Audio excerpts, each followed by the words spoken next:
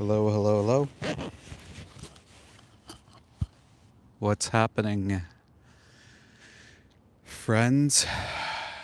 It's hard to look at coming into the stream here, but it's the reality. If you wear a fur coat, this is what you're supporting.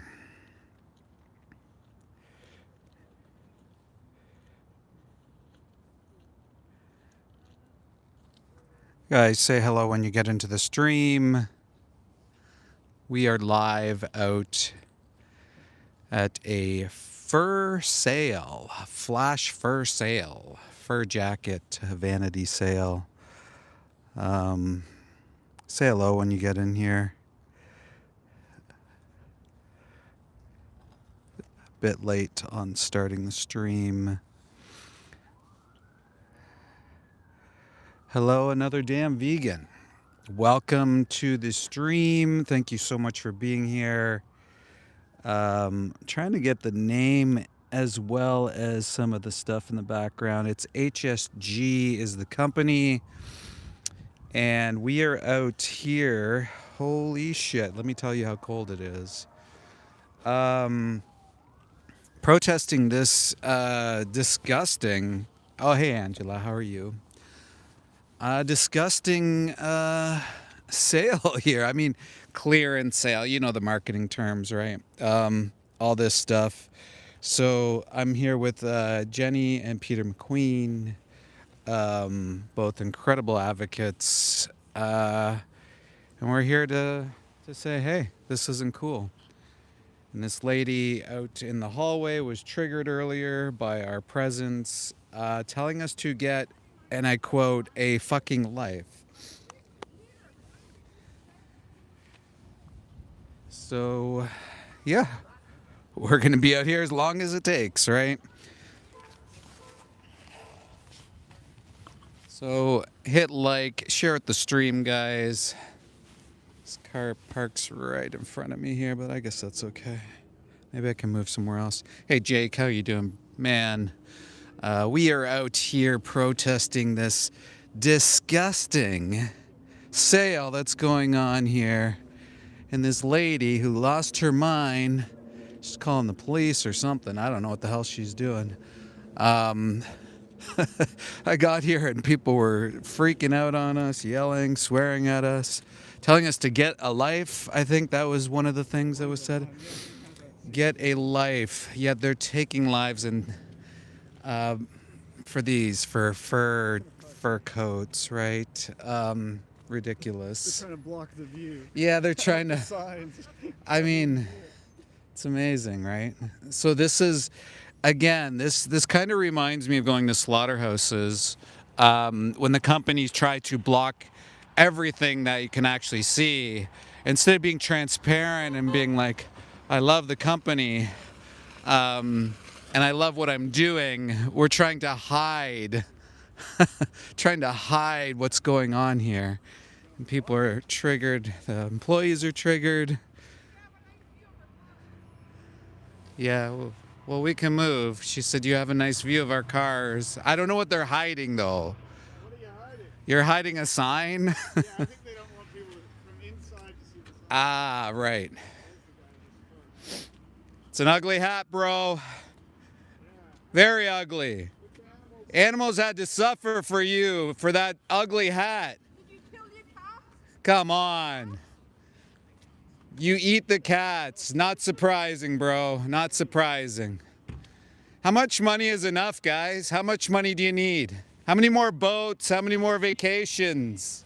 No, we're not. How many more? How much more money do you need, right?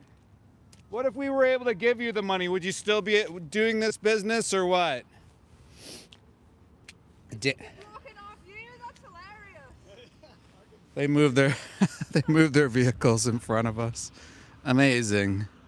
So this company, HSG, is saying that they don't work in affiliation with HSG or something. I don't know. Nonsensical thing I have ever heard. Yeah. So guys, if you're wondering what we're doing here, we are out at this clearance Boxing Day sale, HSG company that sells the skins of, if you can see here, just on the left, of innocent animals for vanity items. So money is never enough, apparently. Money is just the most important thing. And yes, I'm a 40-year-old virgin. Thank you for pointing that out. Thank you. You could go and during your live stream. You know the website for the original one from Bay Street Yeah.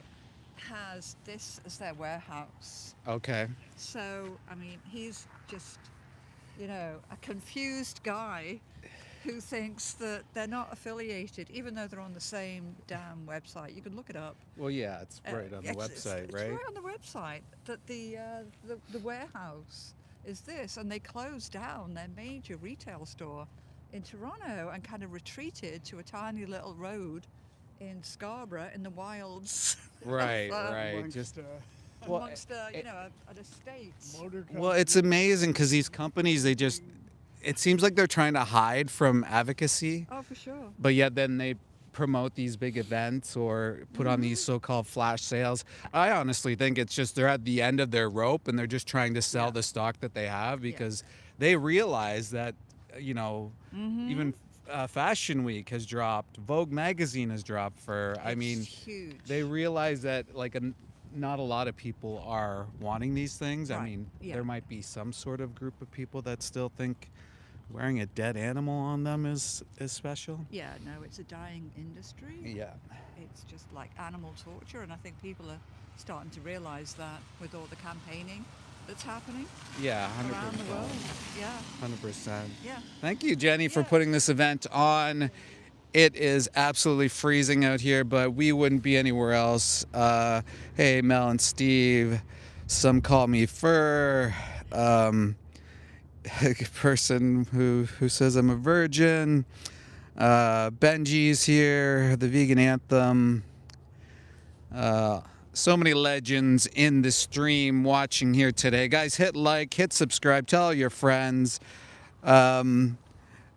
So someone says we've been wearing dead animals since the beginning of time. You know, we did have slavery for probably since the beginning of time, but what we do is we evolve people. We move away from doing these things as humans.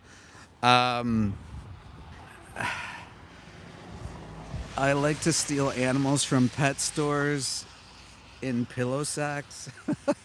Well, I wouldn't advise to do that to rescue animals at pet stores. However, I wouldn't say anything against it either. That's not an advisement, though. They shouldn't have pet stores. That's ridiculous. I mean, if you are going to, if you really, really love animals, adopt, don't shop. Animals are definitely persons. Absolutely, they're persons. I don't see why I'm a jerk off. I'm trying to stand up for vulnerable, innocent animals who have, like here, the cages here have been enslaved, anally electrocuted, all for some vanity items, metrics. I mean, you look at some of the beautiful animals. No, you're selling dead animals. And you have triggered people at the doors. You know, like I was saying, like on their last heel, as I walked up here, they were triggered. It's like almost, you know, like if you were proud of your business, if you were proud of what you do, would you not just like be open to everything, transparent about everything? No, it's like the animal agriculture industry. You know, they hide things, they block us. The thing is, like, they don't show the truth, right? Like, this should be on the label. They should tell us what they did with the skins. They should show us. They should have documentation. I think we're all adult enough to know,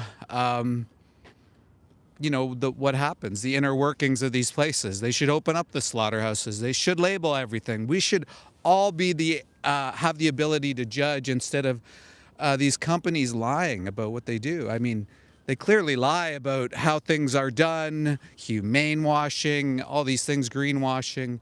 If you look at even if you didn't care about the animals, which you should, which is ridiculous if you didn't, even if you thought in an environmentalist type of way, I mean, look at what happens to the environment.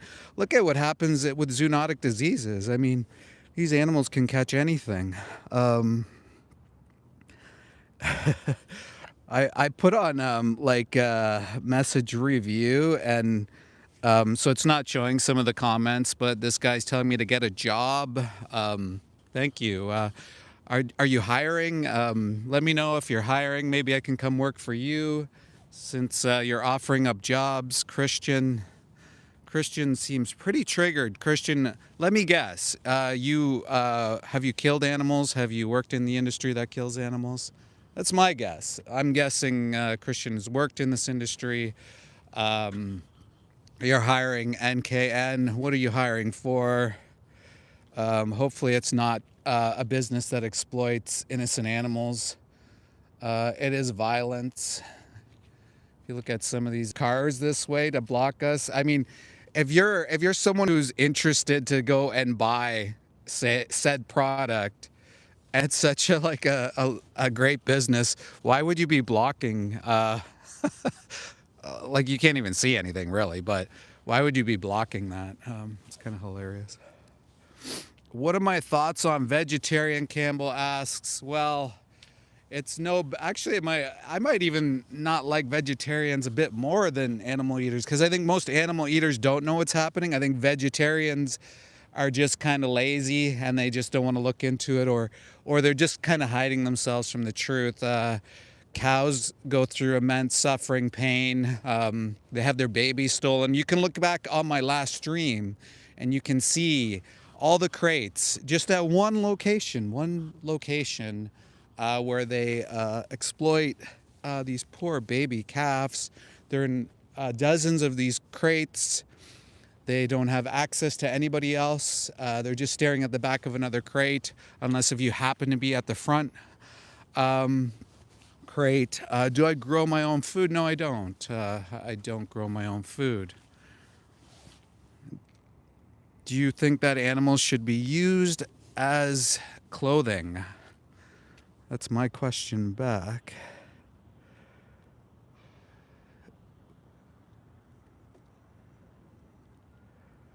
So guys, let me know where you're from. Let me know where you're hailing from. Did you have a good Christmas? Let me know where you're from. And did you have a good Christmas? We got the U.S., Saudi Arabia, California, Kuwait, Pennsylvania.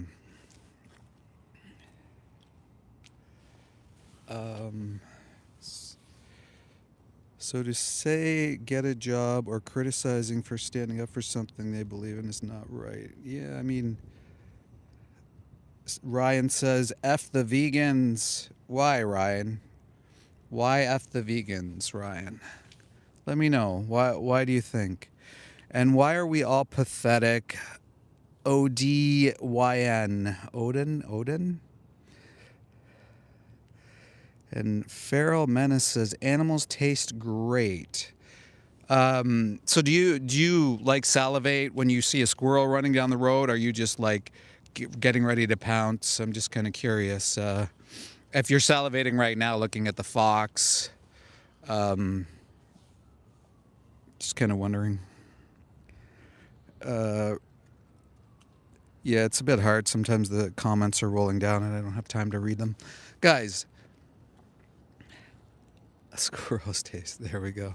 See, this is the thing, guys. When you have people who take lives for a living, they're going to be the loud ones in the room. The trolls are always, the 10% are usually the loudest in the room.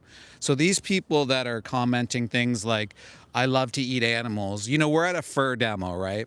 It's staring at these beautiful foxes, and they're talking about eating them and eating squirrels and stuff like that.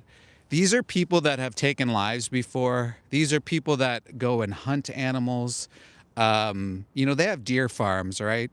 And so these people do it for fun, for entertainment. They claim it's for, um, conservation or something like that. It's not. They just enjoy doing it, or they enjoy making money off of it. And so this is why you're seeing a lot of triggered people in the chat. They get very angry because they feel like their way of life is under attack.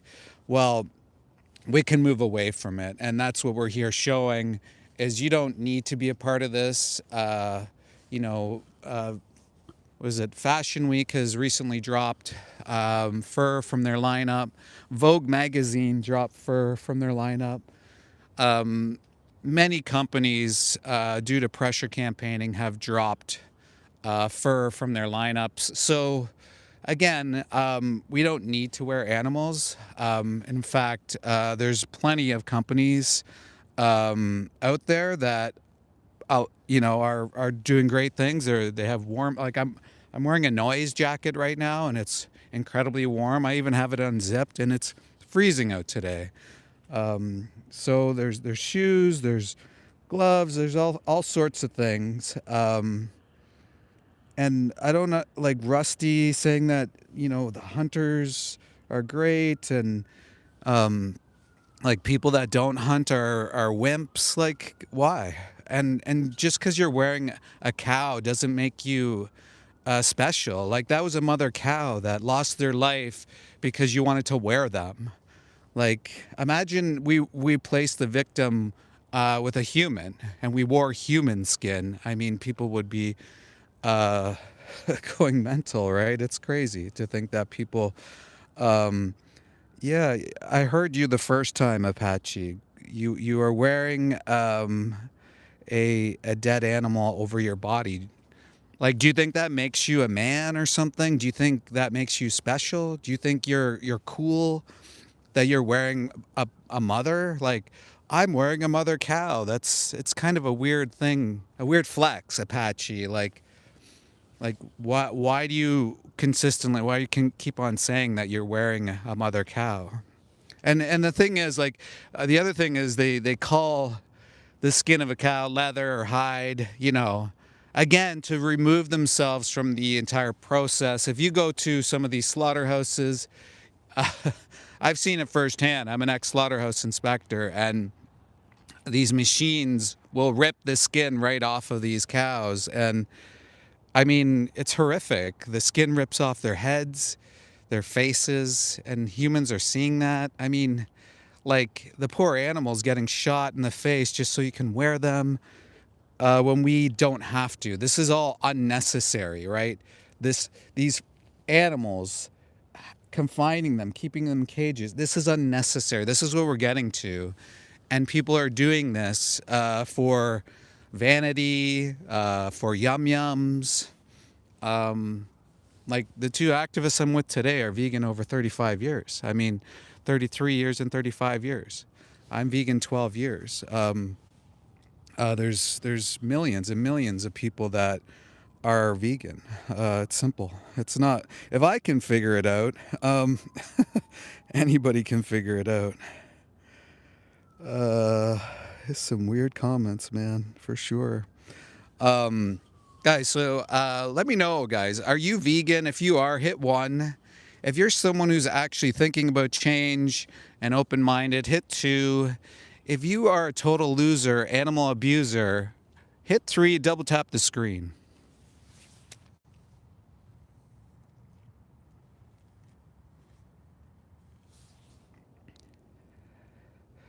Someone is saying, don't realize their food is covered in shrimp meal. Look, we don't want the food system that's currently in place. We would much rather not have that. And guys, if you look at the 3s, imagine, like, I'm glad there's some people that are open-minded. I see a couple 2s. If you look at the 3s, I mean, think about what that means. These people are okay with the torture, confinement, grape. They're okay with animals being burned, shot, electrocuted, you know, put into gas chambers. I mean, these people are okay with that. I think most people, if they walked inside one of these companies, a tannery, if you look back at some of my streams, you can look at the tannery and you can see they call it a tannery, right? It's basically a chemical soup bath where they bring the skins of mother cows. Absolutely disgusting. You wouldn't even imagine. You could not even imagine what that looks like, and the smell, the chemicals, the people that are working there. So vegans want veganic farming. We actually had a presentation from someone, and someday I'm going to go actually interview them, and I'll show you what it's like to have a veganic farm. We want vertical farming. We want precision fermentation. I mean, there's all these things. And we also don't want people wearing vanity items. I mean, walking around and saying it's okay to wear animals. You know, my friend Lenny Bruce, he's another advocate. Lenny Bruce 212. He does these live streams out in front of the zoo. And it's an aquarium for fish. And so these fish are sitting in these, it's like 20,000 fish are sitting in these like 2 Olympic-sized pools or something like that. And it's like we pulled these beings outside of their natural habitat, or we bred them so people can just go take a selfie and feel good about it. And so Ripley's Aquarium in Toronto and across the world, they're basically saying this is okay to show children that we should use animals or view them this way, confine them for our little entertainment, for our selfies. And it's much like wearing vanity items here, wearing skins. I mean, this is not fashion, this is violence.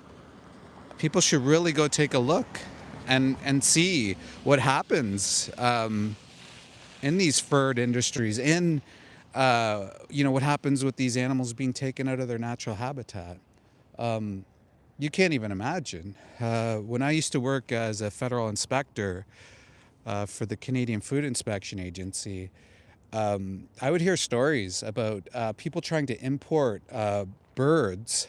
Specifically, the one I remember the most is this guy. He brought in a specific parrot, these baby parrots, and he put them in like those eggshells.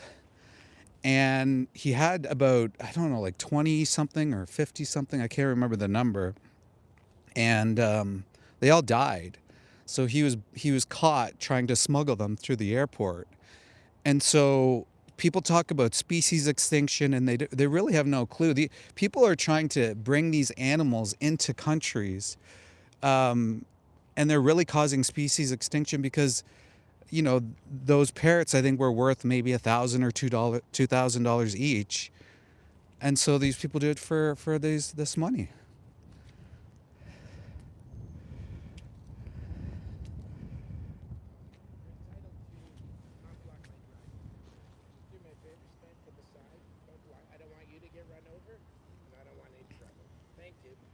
Maybe you could do me a favor and take that stupid hat off. Yeah. I'll come out in my coat next. Do it. Do it. Sure. It just shows us who you are, right? Shows you the type of person you are. People want to come in. Oh, I can see all the calls. Yeah. There's a lineup. Don't worry. Huge Worry about your lineup. little $200 you're gonna get. Uh-huh. Shame on you, by the way. Blood money. How much money do you need, by the way? Another yacht, another boat, another vacation. How much do you need? Private jet. How much do you need, really?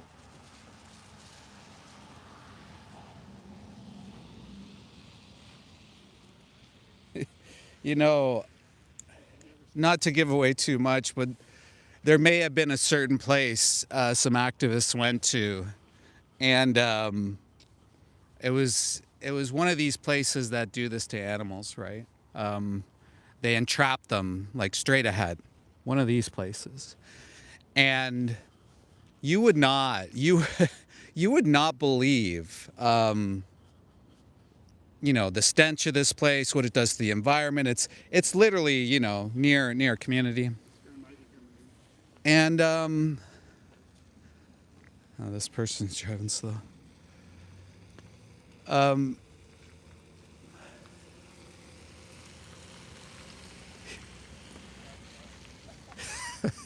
Sorry, there's a guy driving slow here. So this place, the owner, if you were to look in this owner's driveway, boats, old cars, ski-doos, floats. I mean, this person was clearly making so much money off of the backs of these innocent animals that were trapped in. Sometimes, I think it was like, from what you saw from the investigation, you know, sometimes 8 of them per cage. And some of those cages, I mean, most of the cages were, you know, probably a lot smaller than the one you're looking at here. Little box, really. And so, like, this was near high school, man. I mean, hey, Alex, how you doing? Guys, go follow Alex Activism. Go follow Jake. Go follow Lenny. Go follow Vegan Anthem. There's so many out there on the stream. Guys, don't forget to hit like, hit subscribe, tell all your friends. Let us know where you're hailing from, where you're tuning in from. Tell us where you're coming in from. Also, let me know if you've heard of veganism and if you ever thought of it. So, guys, hit 1 if you're vegan. Hit 2 if you're someone who's thought about it, maybe thinking about change. Maybe it's a New Year's thing that you're going to start. Also, hit 3 if you are a total loser, animal abuser, and think animals should be exploited and caged like that, or any other number, and double tap that screen. We just had the owner of this company, HSG, come out, and he comes out every once in a while. I think their sales are down today. I think their sales have probably been down for a while. So they rent out these little places here to try to get rid of their final jackets, I would say. I think they're failing. I think they're just trying to get, you know, as much as they can out of this failing industry, because it is failing. You look at Fashion Week, you look at Vogue magazine, you look at all the companies that have dropped fur across the world. Most people, I would say, are against doing this to innocent animals, guys. I mean, come on. These are vanity metrics. These are vanity items. Guys, please hit like, hit subscribe, tell your friends. Let's get this out there. Let's stop these companies from exploiting innocent animals for vanity products. We do not need to wear animals. Disgusting.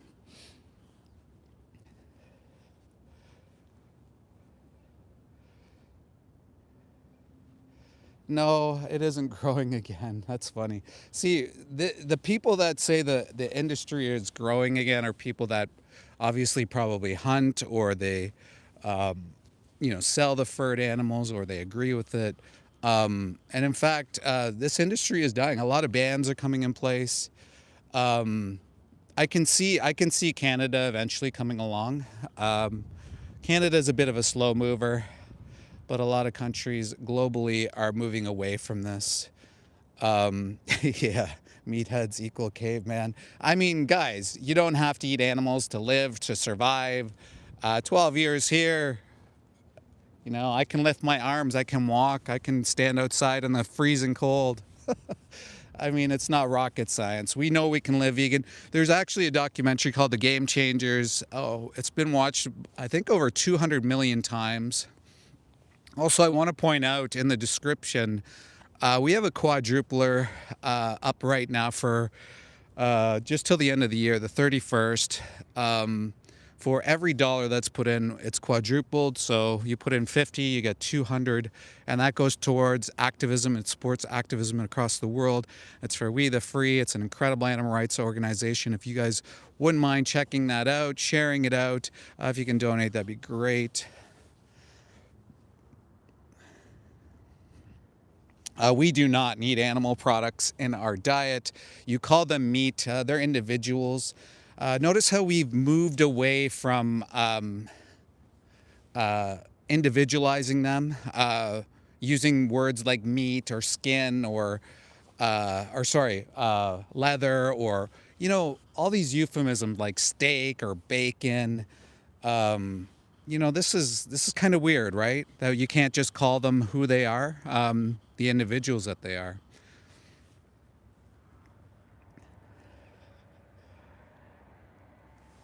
Yes, let's ignore 75. Yeah, I'd imagine the guy who says, let's ignore the last 750,000 years, because I mean, you know, you were there, right? And Freddie, I mean, if you want to live like we used to live, why are you on YouTube? Freddie, you can go live out in the wild, you can go live in a cave, you can scavenge. You can scavenge. I mean, go for it, bro. What's stopping you if you want to live like you did 750,000 years ago?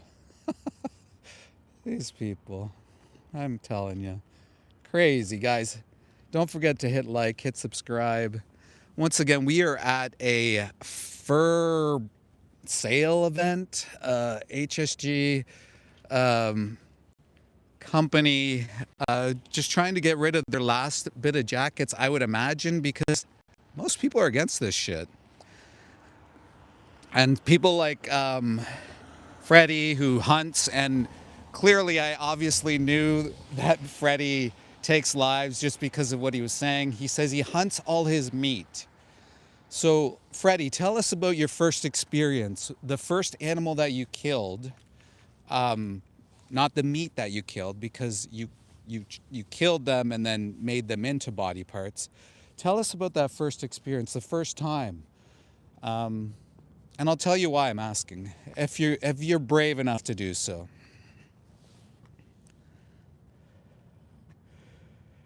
Yeah, so someone's asking, crazy, you know, other animals eat each other. So while we don't base our morals on what other animals do, right? Other animals, they'll sniff each other's butts. They'll they'll do a lot of things that we wouldn't naturally do. We just basically don't base our morals on what other animals do. You know, people are telling us off. I mean, like, what is the problem with not wanting to eat animals, and why are you telling me to F off? Just kind of curious. Freddie, tell us about that first time, man. Come out and tell us about your first time taking a life. And I feel bad if you were a kid and that's something you were exposed to, and this was, you know, something that you're told to do. You know, farmers will put their kids into these, they call them 4-H programs, where they have the poor kids raising animals, and they become best friends with them. And ultimately, at the end of the day, they end up eating them. Their parents get them to eat them. Can you imagine doing that to a kid, doing that to their best friend, and what that does to them psychologically, right? 4-H is terrible. I don't know how anybody says that. Sorry, Freddie. I got a lot of comments coming in. I'm just going to take a look back.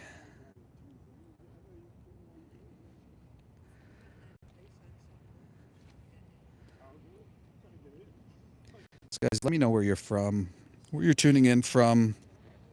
Did Santa Claus come to town? Just kind of curious. Santa came to my place, and you can check out the video I have in my description. Santa actually drinks soy milk, and he stopped eating animal products, just so you know.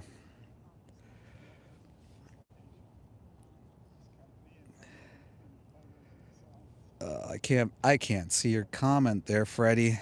That's way back.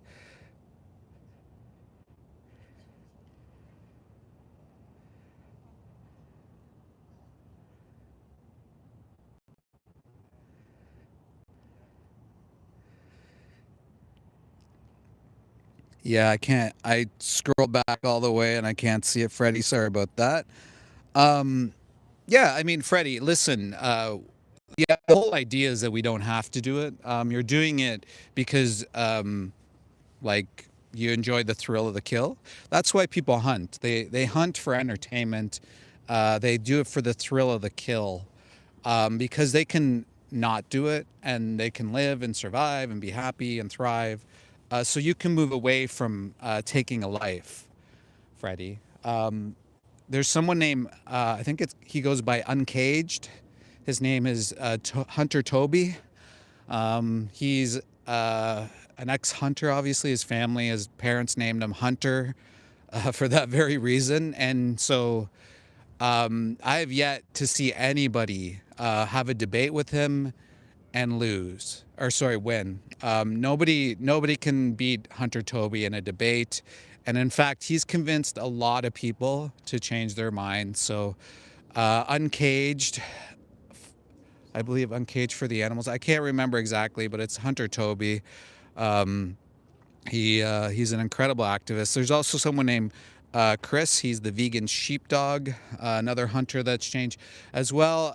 If you're a farmer and if you're someone thinking about, hey, like I'd like to move away from farming, Rowdy Girl Sanctuary is a model for that. Former Texas rancher.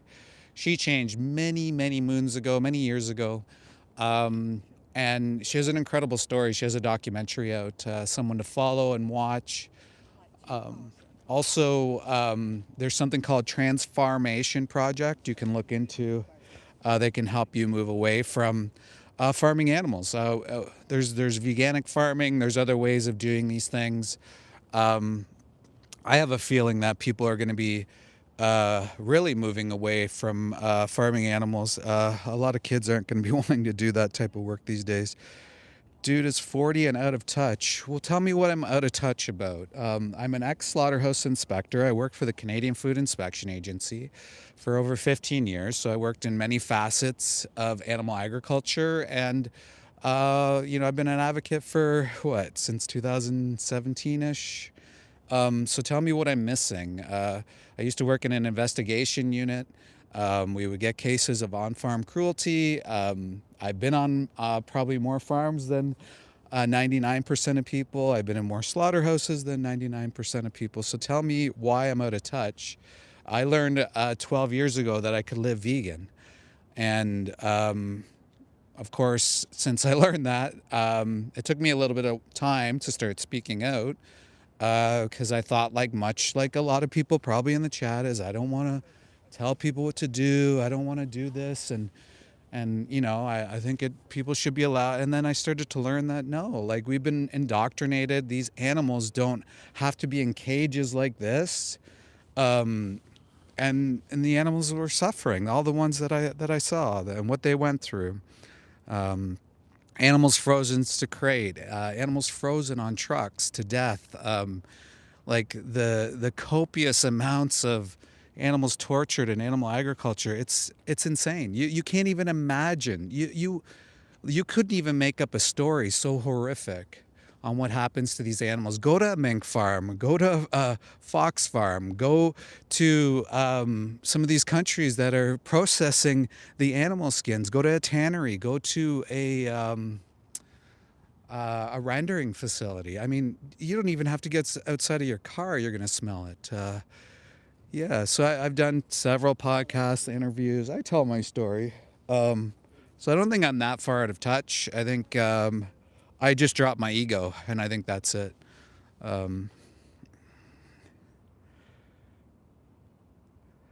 guys, listen, if you want to carry on the conversation, if you scroll down in the description, if you hit the top 3 buttons on the top right and go into the description, we have a couple Discords open, Soy Feed and the English Hub under Veganism is Better. Go and have a conversation. If you're interested to change, or if you want to have some questions answered more in detail, the stream's flying, the comments are flying by so fast that I can only pick out a comment here and there.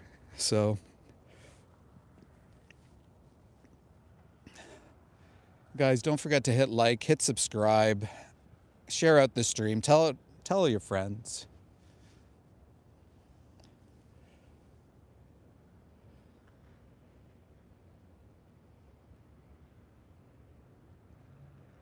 Yes, plants are alive, but are they sentient? That is the question.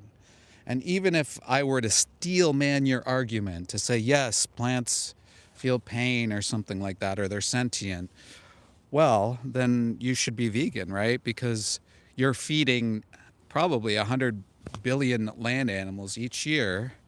It's 92 billion land animals each year, all the crops, right? So by virtue of that, if you actually cared about the plants, you would want to remove the middleman.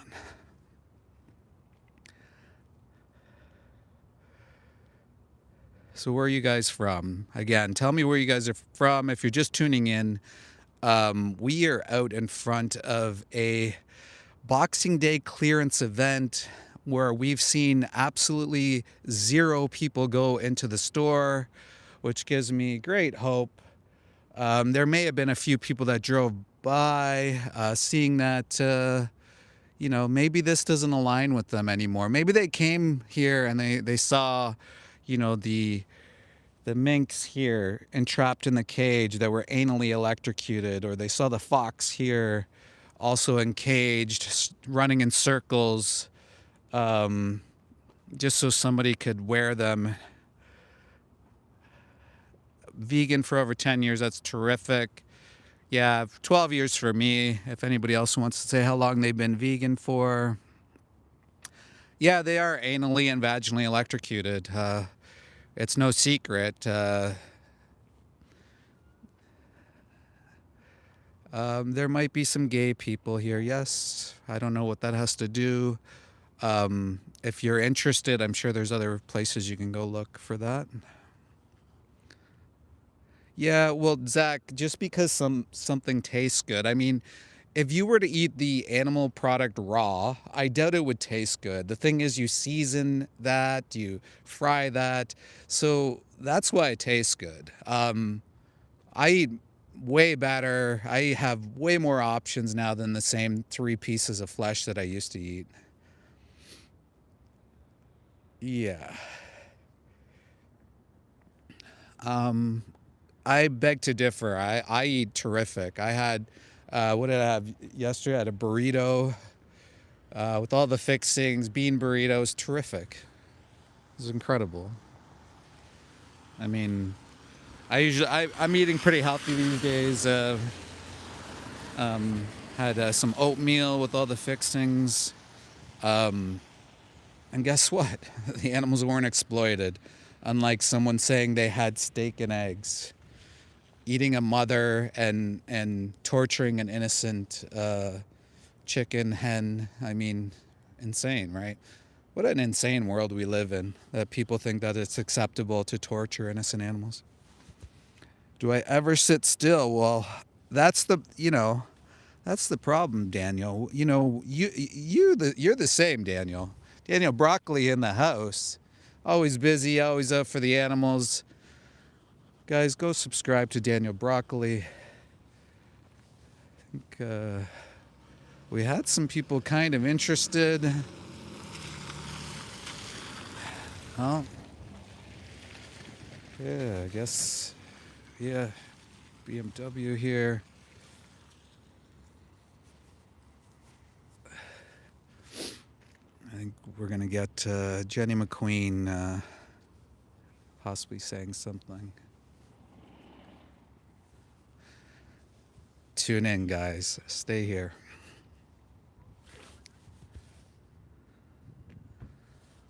Don't tell me you're going to do that. You know these animals were tortured, right? Anally electrocuted for your vanity item. Shame on you. Shame on you. Disgusting. Oh, I'm allowed to say what I want to say. What about the animal that was killed for these vanity items, right? She saw the pictures here. The majority of the public is on our side. People shouldn't be wearing animals.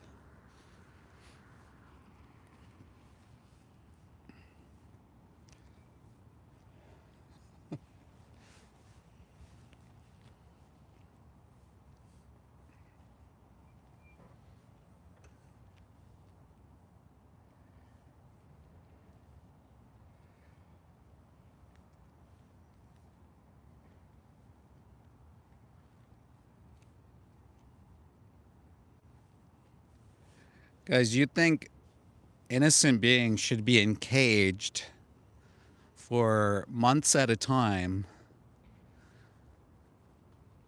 to be electrocuted than to have their skins ripped off so somebody can wear their bodies?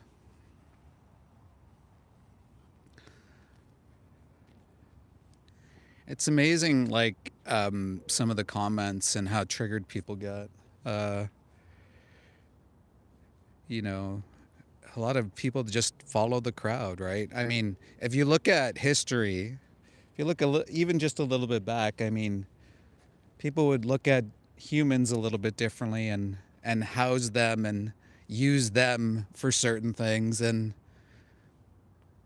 this isn't too far off, right? Well, I think just by that comment alone, D-Bone, I think you're triggered, buddy. And this is kind of the process, right? People get triggered, they get mad, people get called out.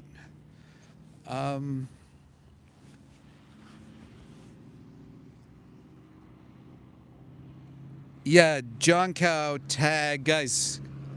If you aren't following John Cow Tag, are you even vegan? So Taiwan Animal Protection is going to be doing a live stream on January the 9th. And this is something that I should plug, guys. If you are an animal rights activist, if you are somebody who wants to get involved and change the game, we are up to Project Livestream number 7, happening January the 9th. John Cowtag, go and subscribe to his channel. Get him up to the 50 subs that are needed in order to go live. So there's going to be dozens of us across the world out front of slaughterhouses. And we're going to be exposing these disgusting places for what they are. And we want you to join us. We want you to get active.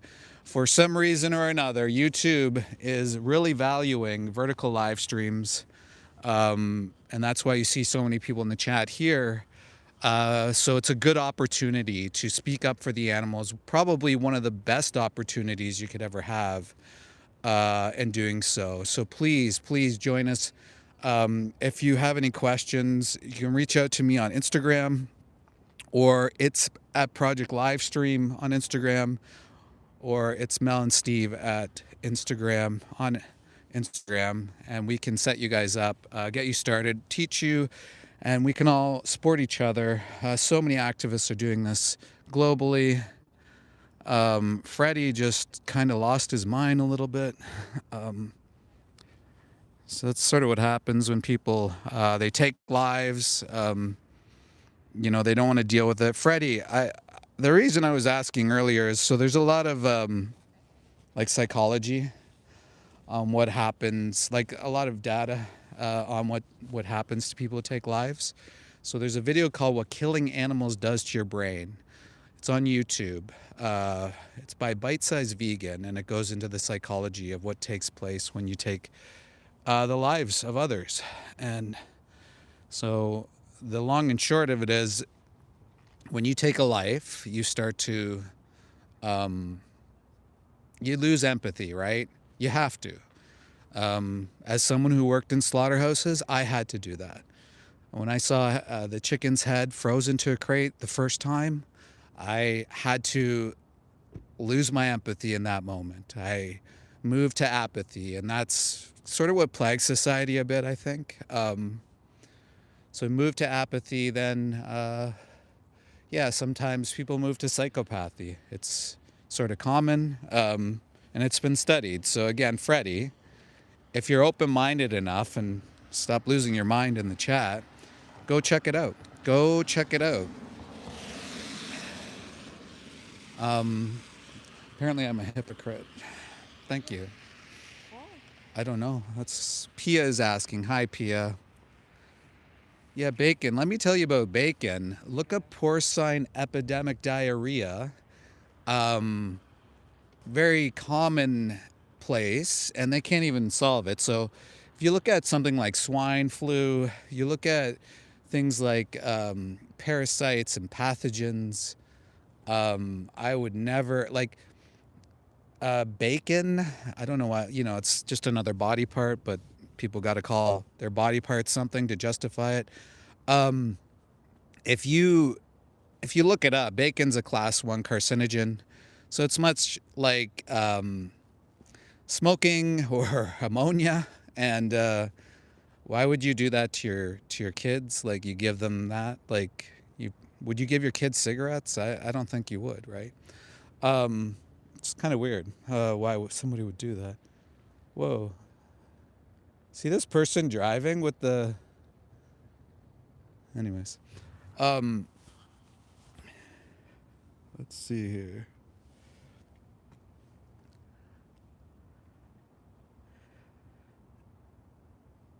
Well, Music Mouth, I don't think there's anything ethical about taking a life when you don't have to, right?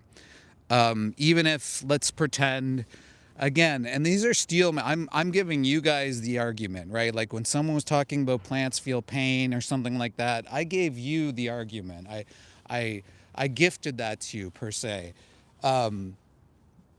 So more animals that you put on the planet, cows eat, 10 times the amount of humans. So it's like you're feeding 92 billion land animals when you could just feed the humans, right? So we're just using a vast amount of resources. I think it's 83% of agricultural land goes to animal use. If we swap to a plant-based food system, we'd only need 1/4 of that land and maybe feed almost double the planet. So if you're worried about plants, I mean, it just doesn't equate. It's sort of similar to what you're talking about there. Whereas if there was this magical fairy tale way of taking a life, it's still taking a life of someone that wanted to live, right?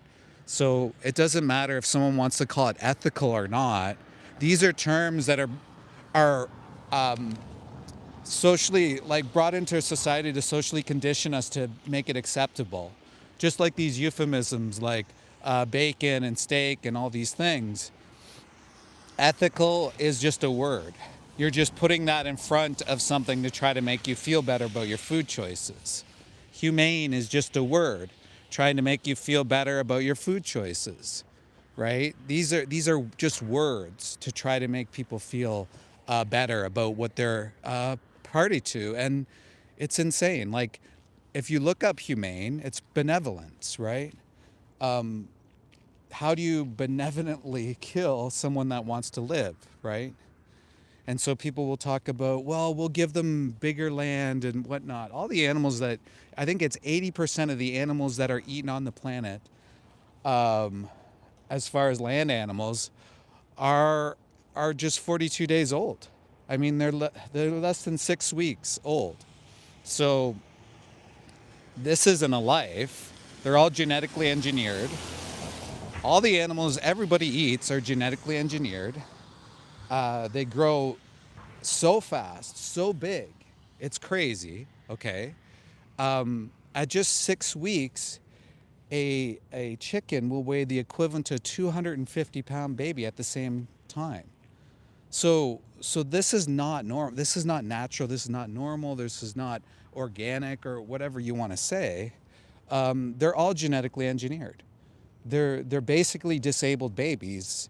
80% of them, again, are at least 6 weeks, and it's probably 90% are probably less than 6 months. Or if you include pigs, they're 6 months when they get killed. Calves are killed depending anywhere from a couple weeks to like maybe 2 years. And the mother cows are killed at just 5-6 years. I mean, and that's after struggling and having to give away babies, not having to give away, having babies stolen from them. I mean, It's ridiculous.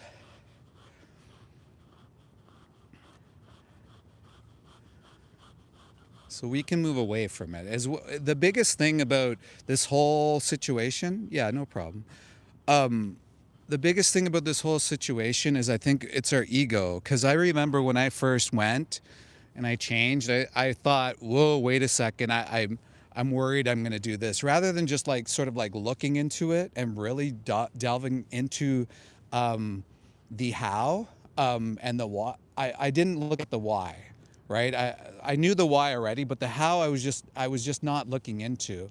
And if you look into the how, I mean, all the resources are out there. It's a lot. It's like when I went vegan 12 years ago, you didn't have what you have today. In fact, I was probably eating healthier back then because I was sticking to like broccoli and lentils. But the two activists I'm with today, Peter and Jenny, right? How long have you guys been vegan, Peter? 35 years. 35 years you've been vegan. And tell me, how difficult was it for you to find Milk and milk yeah, alternatives like and things like anything. Should I hold this? I can hold you it. I go. can Okay, hold it, it's yeah. fine. Yeah, well, I actually had been vegetarian for 10 years before I became aware of the problems with the dairy and egg industry. I thought, cows gave us milk and chickens just laid eggs, surplus eggs. And then when I learned, it was like, oh my God, I really, really cut back, but I found it really hard back then. This is like the mid 80s in Toronto, and it was really hard to find anything. I had to really search around to find soy milk, and which wasn't even very good quality and stuff like that. But you did, right? It took me a while to transition. It did take me a while to Yeah. transition, but I really cut back significantly, like 90% right away, and then slowly, and social pressures and friends and things like that were a bit of a challenge. But eventually, I sort of like, I can't be doing this. I can't be occasionally having something that might have an egg in it or something, like a muffin or something like that. So I just switched and changed. So 35 years. 35 years since I became fully vegan. Yes. Amazing, Yeah. amazing. And that was in the 80s? 1990. 1990. Yeah, when I became So fully 1990, guys. I mean, and again, you didn't have the options like It was harder. It was a harder lot to find, harder. right? Yeah, a lot harder. But I you had did to go it. to You- specialty stores and health food stores and search out, vegetarian and vegan. Well, I don't think there were any vegan restaurants in Toronto in 1990, but there were some vegetarian ones that had vegan options. And Yeah. why did you find it so important to do so? Oh, I mean, there were multiple reasons, but the main reason was that I didn't want to be causing harm to animals and the unnecessary killing of animals, and to minimize the harm I do to animals, and it was also I was an environmentalist, so I had environmental concerns as well about animal agriculture, and became more aware of those and those issues. Yeah. And health was a very much a backseat concern. As I got older, health became more important. But I became and remain vegan for the animals. Amazing. I love that story. And Peter, you are probably one of the most active animal rights activists, if not the most, that I've ever met. I think Jenny's more than me. I think the combination of you Yeah, two. yeah, true. So your drive, how do you motivate yourself to get out and active as much as you do? I guess I just see that there's a need, and there's so many different opportunities to become active, and there's so many great organizations that I can actually get involved with or help lead, help organize events, of various sorts, and yeah. Absolutely. Amazing. Thank you, Peter. Really appreciate you guys for putting together this event.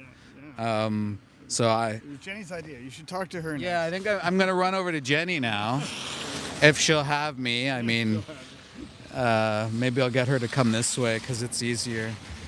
So Jenny, I think I'm going to bother you if you don't mind. Are you taking a break from the camera today? No, I'm just kidding. Can I get you over here? Yeah. Great. So, Jenny, I just asked Peter how long he's been vegan. So how long have you been vegan? About 91 or 92 I started, so you could say, 34 years, a little bit, like 1 year less. Yeah. And we didn't do it together. I'm from the UK. And it was my brother. He sent me a magazine, dropped through the letterbox, the old-fashioned way. Letterbox. That's yeah. And yeah, I started reading up. And once I read about the dairy industry and the egg industry, I'm like, oh my God, I can't do that. Yeah. I just can't do that. So you were reading up, finding out about this? Yes. Was there something that gravitated you to that, just other than your brother? Like, did you... No. No, it was just what your brother said. Yeah, that was the only thing. And I mean, I can connect that we had rescue dogs growing up, so maybe that instilled some compassion towards animals, but I had no clue about what other animals go through. Just no clue. We were just all brainwashed at school. Right. You know.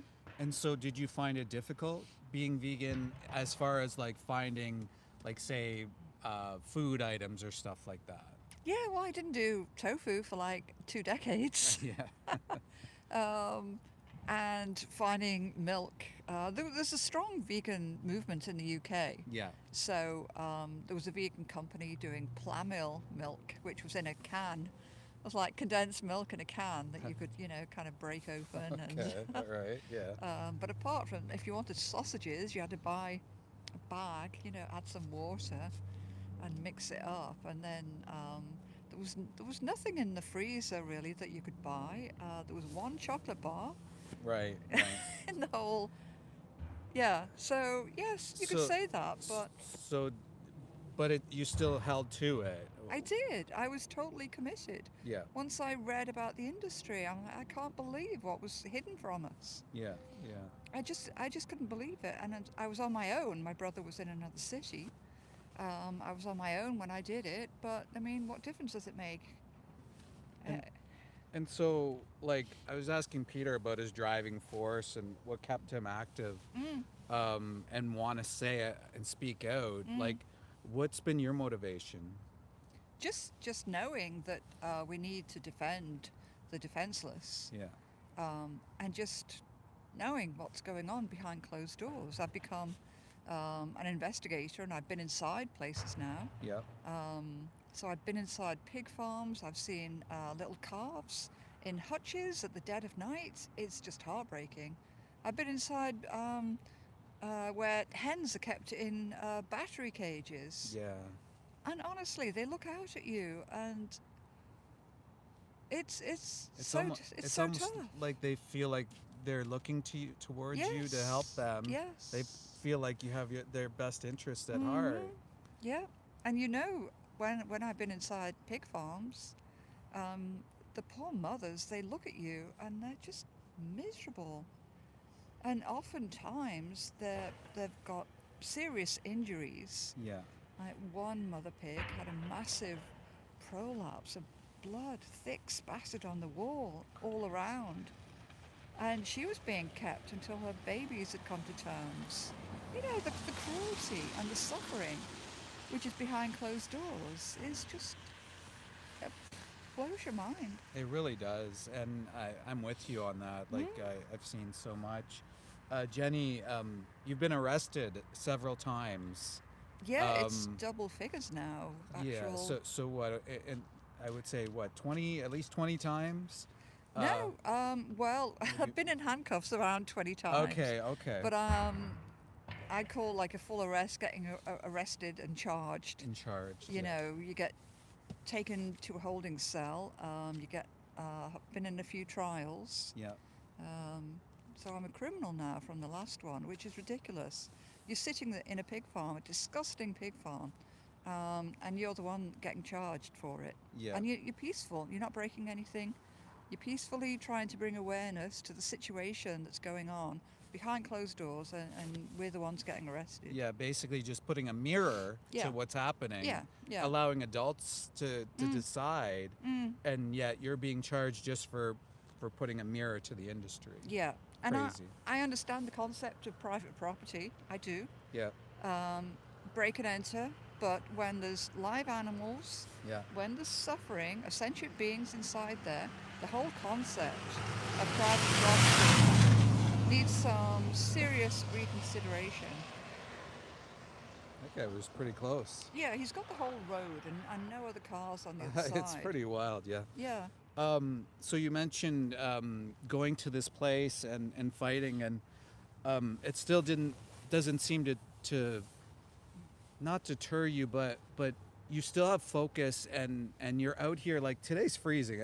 People really don't know how cold it is today. Like, you put together this event, it's not comfortable being out here. There's people yelling at you. There's people being this way towards you. What keeps you motivated? Like, how does this keep you motivated to keep coming out here and doing this, Jenny? Yeah, even after like 20 years campaigning, we are seeing successes. I mean, everyone who's like trolling might think, oh, fur is great, fur is this and that. But you know what? There's companies like Vogue who have dropped advertising fur, which is massive. Huge. The Bay dropped fur. Like the OG company in The OG Canada company. that really started Yes. quite a bit here Yeah, in Canada. right. Yeah. And Canada Goose. So I'm motivated by doing the right thing. Yeah. It's the right thing to do. It is the right thing to do. I heard an ad for this place last night on the radio. So we're here, like, losing them thousands of dollars because they're trying to sell their fur off. We hope that they're closing, yet another place. Yeah. They did have a big store in Toronto on a retail street, and now They're out They're here in an industrial in the boonies, I would say, as far as Right. industrial sales go. yes, So it is working then. it's working. We're Yes. closing places down. And so it just goes to show everyone, you could literally set up an event the night before, Yes. go with a few signs, go with a few people, Mhm. and you can fight against this. Jenny, you have a trial upcoming Yes. in May 11th to the 14th. yes. What is going on there, and how can people support you? Just even posting about it. There is an event page, which I'll share on my Facebook and Instagram. I'll be pushing it more this year. But just writing about the concept of industry thinking it's okay to display live animals. Right, Trying to call it an agricultural center right. and deceiving the public. Yeah, and again, all you did was go into a paid event With a ticket. with a ticket, I paid. with a camera, Yes. and that's all you did. Yes, I had a banner A wrapped banner, around my yeah, waist that yeah. I was going to display, but I had to run through a police line because they were trying to stop us just from protesting Yeah. and just, again, bringing awareness to the public about the deceitful displays going on in Yeah, there. and recently the one display they've shut down, right? We obviously know it's because of your protest. So they've shut this display down. I believe it has something to do with your court case. I'm sure we're going to find out. Yes.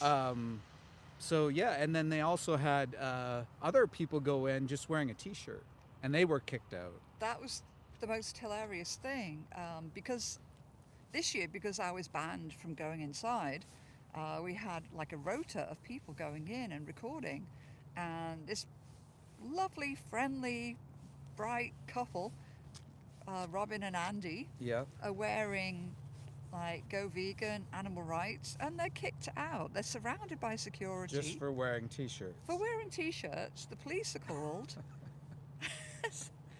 And then they had a concert to go to that same night on that same grounds, because you know what? It's not an agricultural space.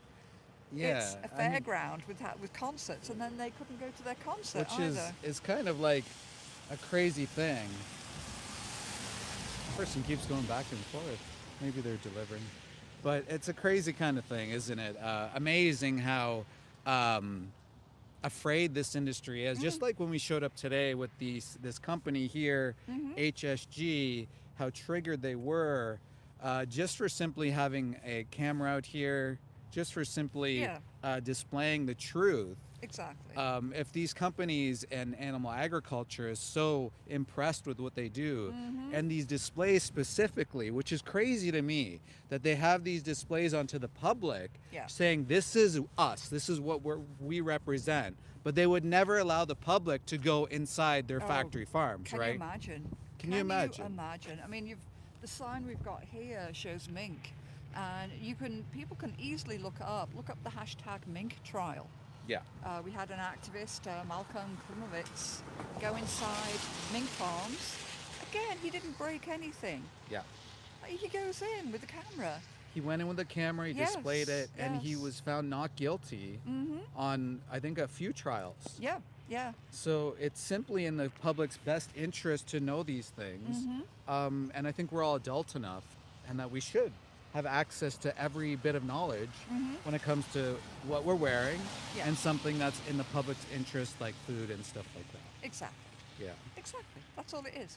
Yeah. Thank you, David, for being here. Amazing, Jenny. Thank you. I wouldn't be here if you didn't set up the event, so thank you so much. And guys, go support Jenny McQueen. She's on Instagram, YouTube, TikTok, Twitter, or X, whatever you want to call it. So yeah, I mean, Miss Bob, adult enough not to trespass. So Miss Bob, you think that animals should be tortured for fun or whatever reasons, wearing them? I mean, I look at it as all the same. I look at it as all the same, you know, whether you're wearing them, you're eating them for entertainment. I mean, these are things that are all unnecessary, and people do it for pretty much ego. That's pretty much what it is. I mean, at the end of the day, right? It's people can very easily change. They're just choosing not to because society, social norms, all these things, you know, they're kind of scared. They don't want to be the outcast or something like that. Crazy. Guys, so let me know where you're from. If you wouldn't mind hitting like, hitting subscribe, tell your friends. Yeah, I mean, people are literally wearing dogs as hats and clothing. It's crazy.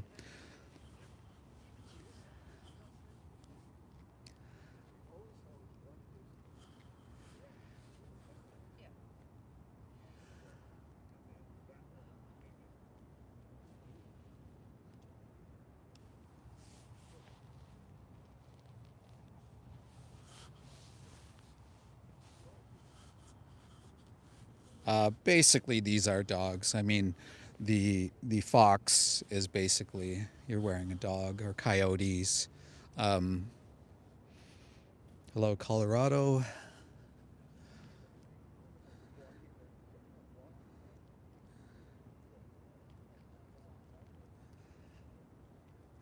Joe, that doesn't make sense.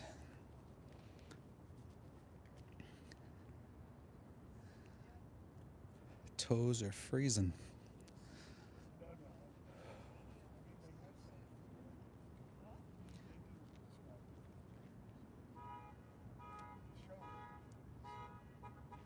Hey, Sabi.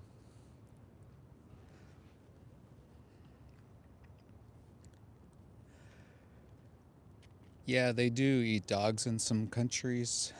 Maybe they'll eat anything really in some countries.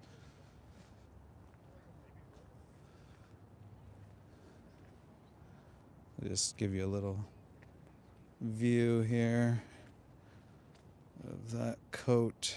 I mean, that says it all, really. You see people wearing these vanity jackets and shit. It's crazy. I mean, what is this a measure of? That you can dominate another species? I mean, like, how crazy is that? Why would you want to do that? I'm a firm believer of, you know, with being stronger. I think you should be more responsible. You should protect.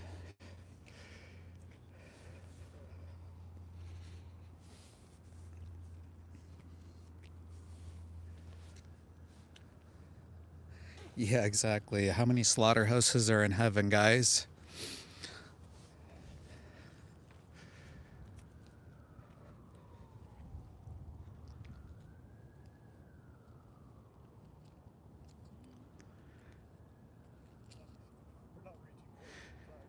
Yeah, Christspiracy is a great documentary. If you are someone who's religious and is open-minded, I think you should definitely check that documentary out. It could change your mind. I mean, we should all be open-minded to change, should we not? Yeah. And the Bible says, be kind to animals. Don't harm them. Don't hurt them. Right? I would imagine that would be kindness, not using them for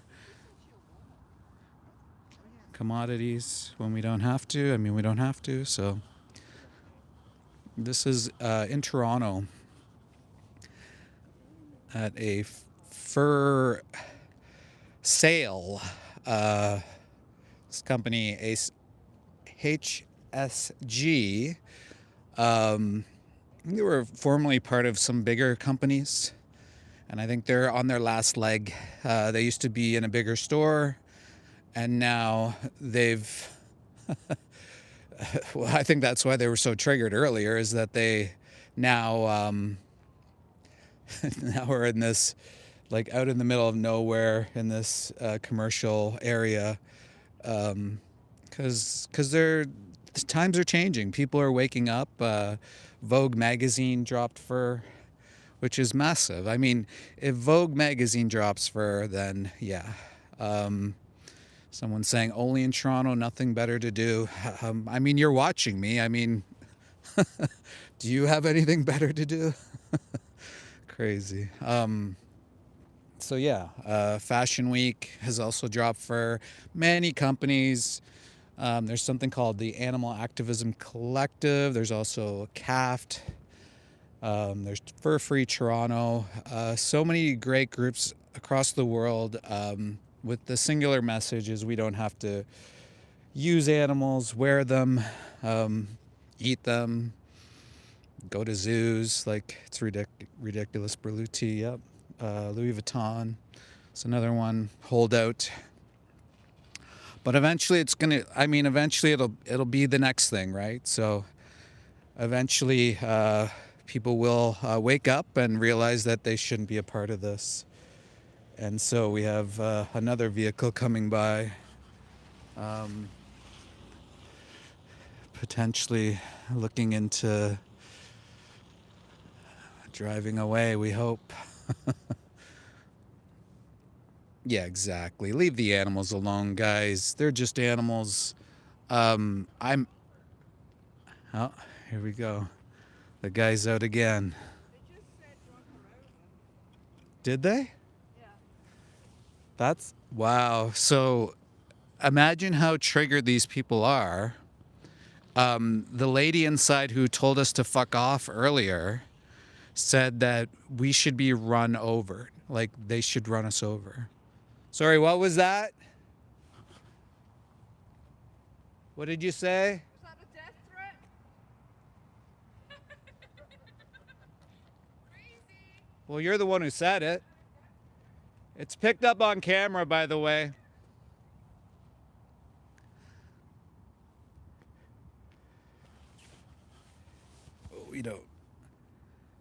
We don't need some people like that here, do we?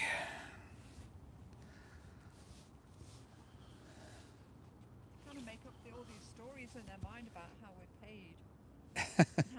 Yeah. And we're the crazy ones after she shouts out, run her over. Yeah.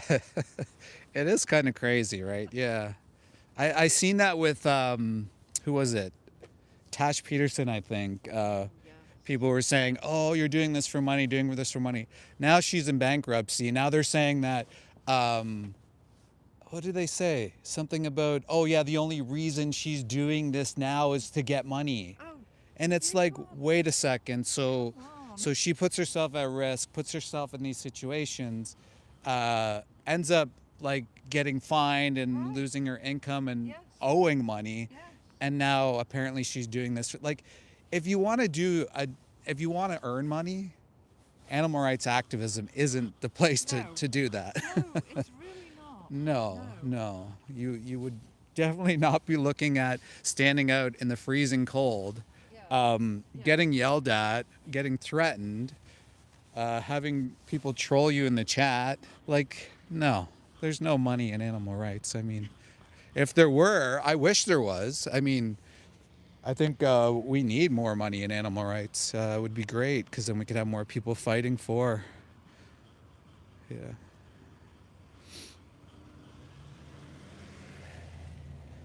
So guys, once again, hit like, hit subscribe, tell all your friends. We are at this disgusting place. Owners are getting a little bit triggered. They just probably don't like to see the signs. We literally just showed up and we had a lady yelling at us, telling us off, get a life, all these things. It's because this is you know, she can make $600 for a coat. She can make, you know, $600 for a coat. So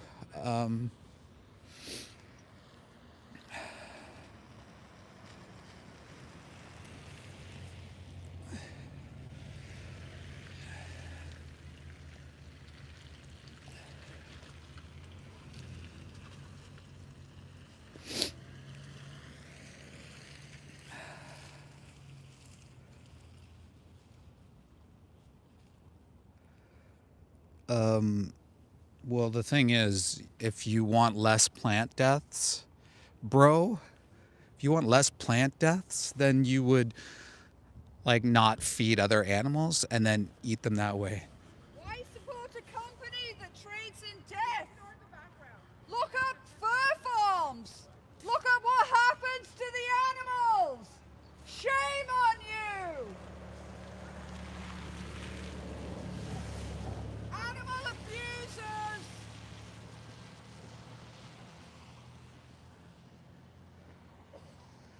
I just did respond, Shadow. So let's pretend I already straw man this earlier. If plants felt pain, you know, like, because I'm going to really go to your carrot rights activist event, but let's pretend you're right. Plants feel pain. So why would you then feed 92 billion land animals on top of that? Why wouldn't you feed the plants directly to humans? And then you would have less plants feeling pain, right? Or suffering, apparently. A steel man argument. Exactly, Sassy. I mean, it's crazy, right? That someone actually thinks that a carrot is at equal sentience as is even a human being. I mean, you know, that's crazy. And I'll bet you, I mean, I could be wrong, that they've never done a carrot rights protest. But if you do, I'll join you. I'll come in. I'll grab the carrots. We'll go fight for the carrots because, yeah, you are a sassy boy. Yeah, exactly. My garden is crying all the time. Exactly. I mean, this guy is probably like, are you... Well, then, okay, you're not arguing equal sentience. Okay, so what are you arguing? That we should just eliminate ourselves as a species? Is that what you're arguing then? Because you claim that plants feel pain. You can't provide any scientific data on that. Like, what? What are you talking about, bro? Bro, this is... people, this is the cope, right? This is the cope that people do, is they'll go to something so extreme. Like earlier in the chat, someone was like, well, what about indigenous people? And this wasn't even my stream. This was that chip guy's stream. What about indigenous people? I asked the guy, is he indigenous? No. What about indigenous people? Two of my best friends are indigenous and they're vegan. And like to use like, you know, one of these issues as a justification when you literally can go to the grocery store, you can pick up plant-based options. It's ridiculous to me. It's just a sad thing that you have to use all these other issues rather than just kind of think about it a little bit, look into it a little bit more, and find that you can find alternatives, no problem, and you're gonna be healthy and you're gonna be fine. This is all ego, man. It's all ego. I very rarely eat almonds. This is the other thing too. Like someone was talking about avocados. If you care so much about avocado use, go to the Super Bowl and tell them to ban avocados at that time. 144 billion avocados are used at that time. Um,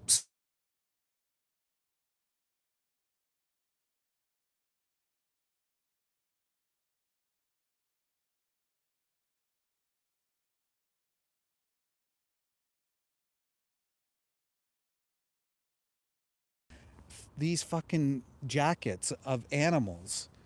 So it's just not going to happen overnight. People aren't equipped, or they're still in their ego, and they just won't change. So these changes will happen over time. And over the last 12 years, I've seen a ton of change. Social media, whether you love it or don't, I hate it, but it's a means. Whether you love it or hate it, is changing the game for animal rights activism. We do Project Livestream. We've done 6 of them, and we've hit, I believe, over 15 million people, 12 to 15 million people, just from going live at slaughterhouses and other events and doing reels and stuff like that. So, I mean, change is inevitable. It's going to happen. It's just like, when will it happen? How long will it take? All these things.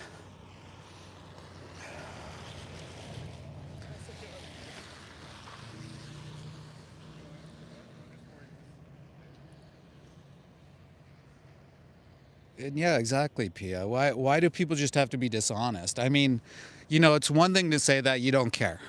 And it sucks when people don't care. But they realize that, that they have, they're doing something that's not nice, right? If they don't care, right? But there's other people saying that there's ethical, like Bob, is there an ethical way to eat? And Bob, think about it. There are ethical ways to eat. Veganic farming, vertical farming, precision fermentation. We are going to move that way. This is going to happen. We will get there, right? It's inevitable. It's just, hopefully we can get there sooner rather than later.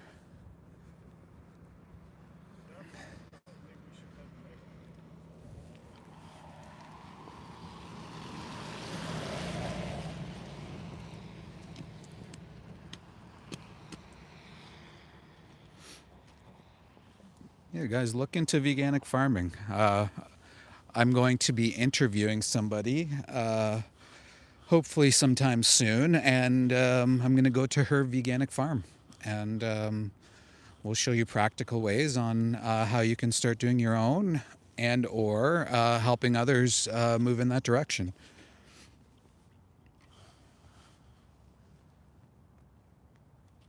Yeah, I used to eat meat, so I'm an ex-slaughterhouse inspector. I used to work for the Canadian Food Inspection Agency. My entire family worked in the animal exploitation industry. And was it 12, 13 years ago, I learned that I could change, and I did. I feel like I was lied to. I was told my whole life, we have to eat animals, we have to use animals, and I was duped. I was an idiot. And now I've changed, and now I'm trying to create change. And doing that via live streams, to me it's crazy that there's so many people that would tune in and listen to my beautiful voice and other people's beautiful voices. Just kidding about mine being that. We can change. Why support a company that abuses animals? Animal abuser! Leave them alone.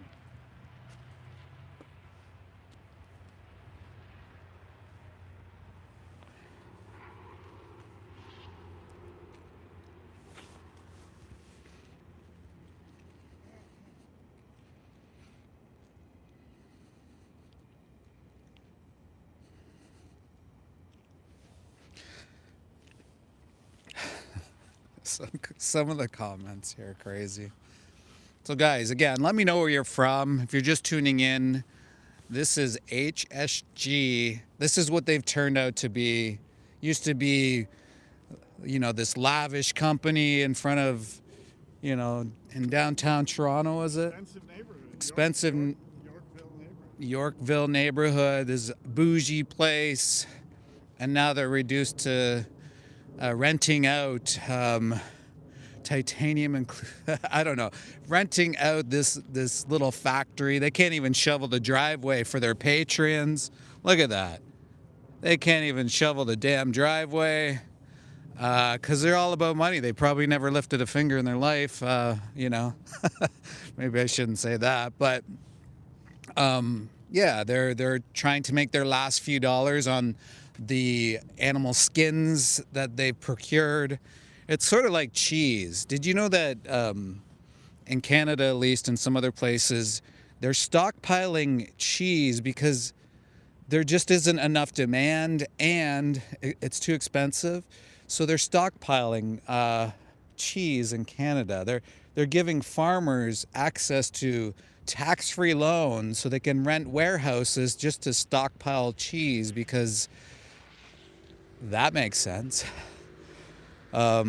Anyways, sort of the same idea here where they have just so much, or they you know, farmed all these animals, they killed them all in brutal ways, and they just have extra jackets that people aren't buying, and now look at them. They're trying to sell these vanity jackets here. Used to be, you know, in Yorkville at this bougie area. Now look at them. They're reduced to this, and they're mad at us. Well, I mean, they can be mad at the public. I mean, the general public agrees that we shouldn't encage these animals and wear their skins. I think it's like 70% or something.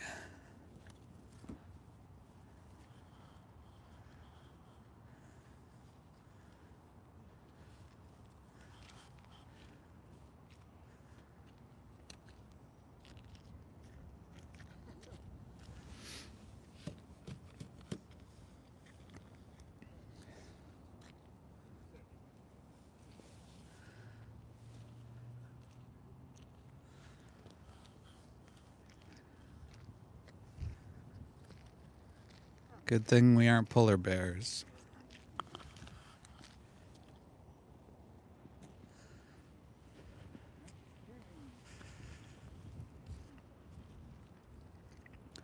So guys, if you are vegan, let's hear it. Hit 1 in the chat. If you're someone thinking about change and moving away from viewing animals as commodities or items, hit 2. If you are someone who thinks we should abuse animals and just do whatever the hell we want with them, hit anything else and double tap the screen.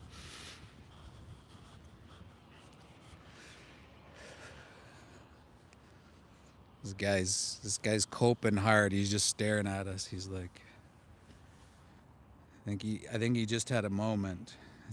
Maybe I'll zoom into him. So we got some 2s in the house. Open-minded people, it's great.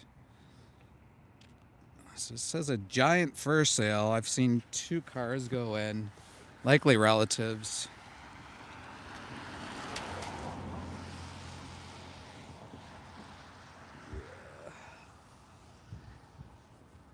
Likely relatives. The copage, coping in.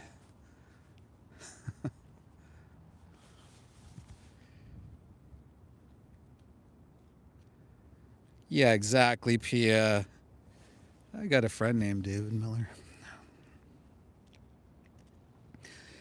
Why would you ban fur? It's one of a few natural, sustainable, biodegradable clothing items we have left. The fur clothing is better for the environment than polyester.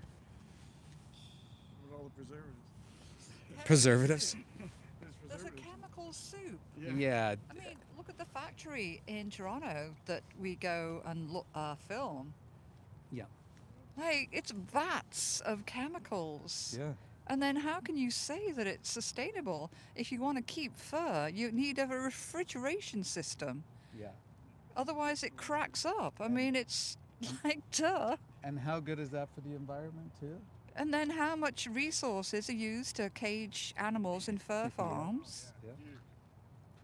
And how many diseases are caused from fur farms? You know, they killed millions of mink in Denmark. They closed the industry down because of COVID. It was mutating inside. You don't have that on a frigging cotton farm, do you? Exactly. And BC as well. Here. Yes, yes. And so I think your answer was given there. Again, if you want to go look at one of my live streams back, or go to, I think Jenny's probably posted as well, go look at the tannery. Go look at what these human beings are inside of. Of course, they're marginalized workers because you would never work in there, right? Go look at the chemical soups that they have to work with. They literally leave the doors open all year round because the smell is so rancid. They're inhaling those chemicals, all for what? So somebody can wear this all over them? My jacket's gonna last for a long time. I'm happy about it. I mean, these arguments are really petty.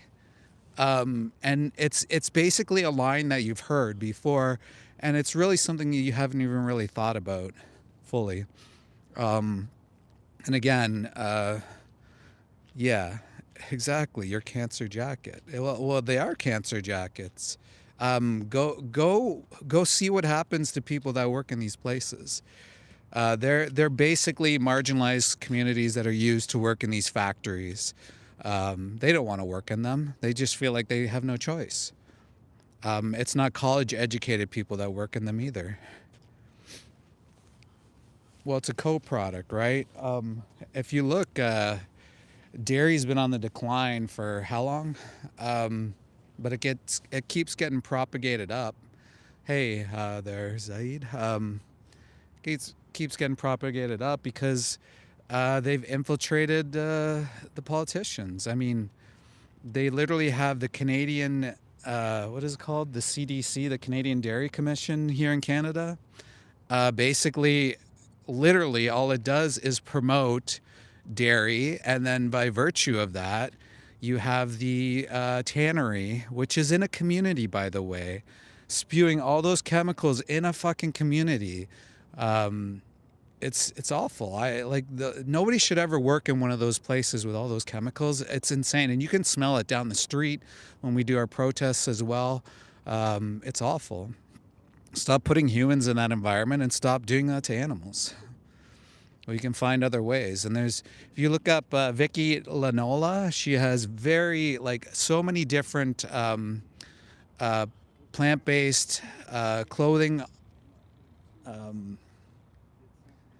I don't even know how to say it. She promotes a lot of plant-based clothing, and you can see that there are alternatives for everything. Everything we have an alternative for, and quite honestly, we don't even need that many. A lot of people are looking to be more sustainable and not buy as many options these days, or not buy as many different products these days. People are kind of waking up.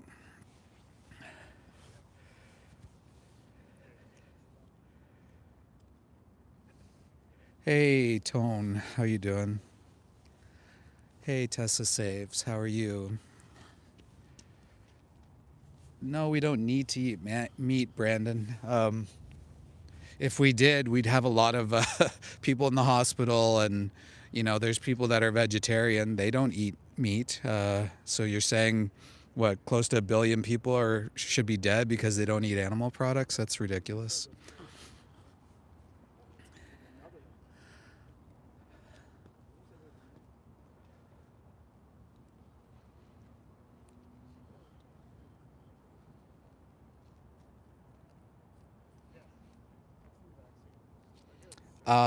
When you talk about tillage, Shay, which is amazing, by the way, that you're bringing up, insect deaths.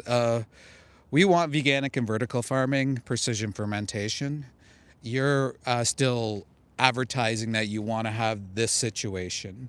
So if you actually cared about those animals, you would move towards veganic and vertical farming. Speaking of crop deaths, there was an experiment done by somebody who he went under a harvester.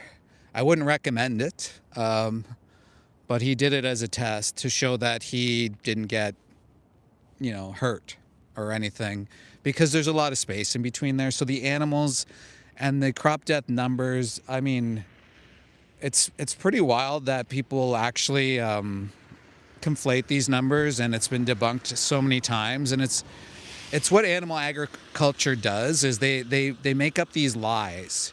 And so it kind of sticks, and then it's up to animal rights activists or smart people in the room to say, hey, listen, that's misleading.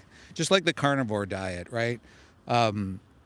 Very much misled by all these people selling supplements like Paul Saladino and Sean Baker and the Petersons, Michaela and Jordan, just to make money off this lion diet or carnivore diet, and then they all add fruit back into their diet. I mean, maybe they believed it at some point, but then they moved back, and they don't warn their audience. There's probably legal ramifications as well. And so people are just really misled. They think, oh, if I eat carnivore, I might feel a certain way. Well, maybe an elimination diet will do that for you, but long term, no. Like you don't have any results there long term, and if anything, eating more animal products is worse for you. And I would argue, because of the things I saw, the chemical soup baths and the microbiological chemicals that are sprayed on the animals to try to kill the pathogens because they were living in their feces. I mean, I would argue, no, most people, everyone should stay away from that. Absolutely disgusting.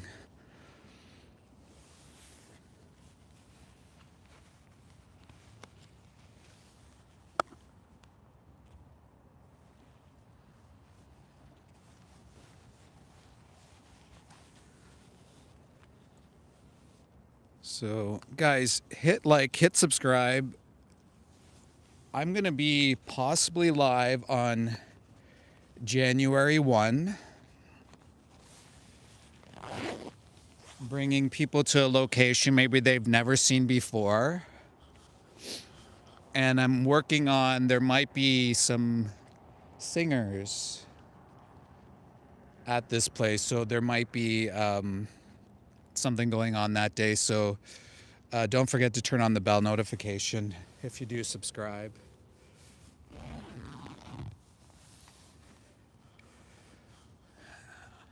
And like what Canada does, it snows and rains in the same day.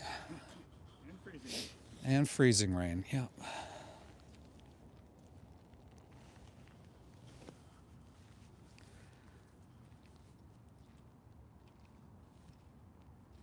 Exactly, Catholic vegan girl, exactly. Even if you don't convert one person, you've aligned your morals and your actions. Great job. Appreciate that.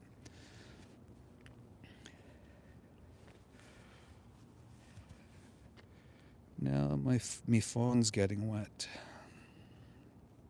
Lovely.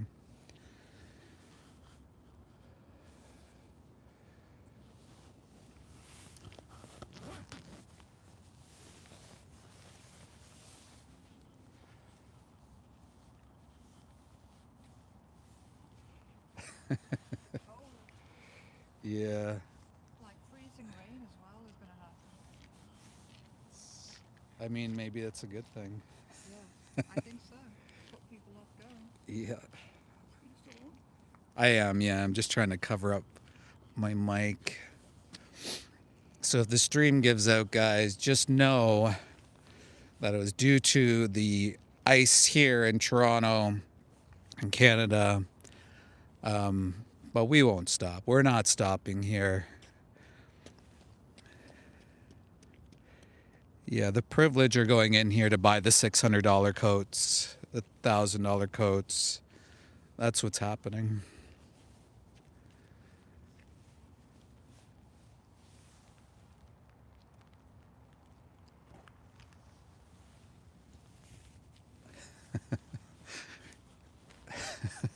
Should see the setup I got going, guys. It's actually good because I can't see the view count. I'm trying to cover up my phone so it doesn't get so wet. Am I covering the camera though? It doesn't look like I'm covering the camera, but maybe I am. Am I covering up the camera at all, guys? Let me know. We've got some for you that we could use.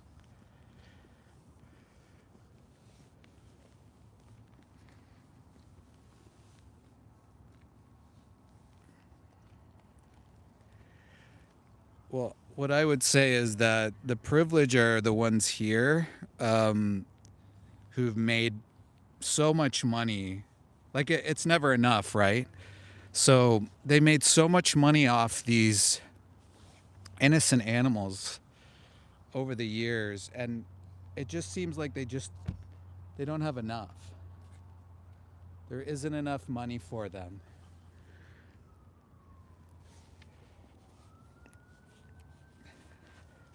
So they probably already, maybe their yacht or their boats are getting yeah,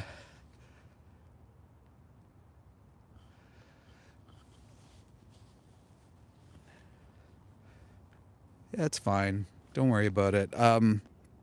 If there's someone specifically that's being really bad, just let me know. I'll remove them.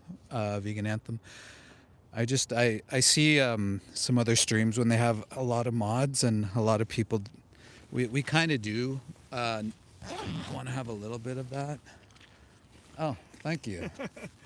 Well, now I got the full gamut here. You need gloves though. Do you wanna? I've got the gloves here. I can take them off now. Okay. Want to hold the umbrellas, I think? Oh, it's okay. You're good. Thank you, guys. Teamwork.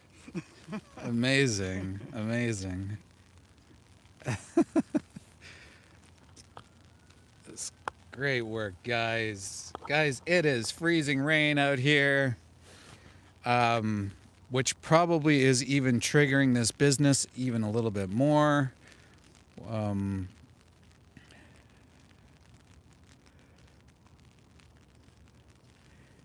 Yeah, exactly.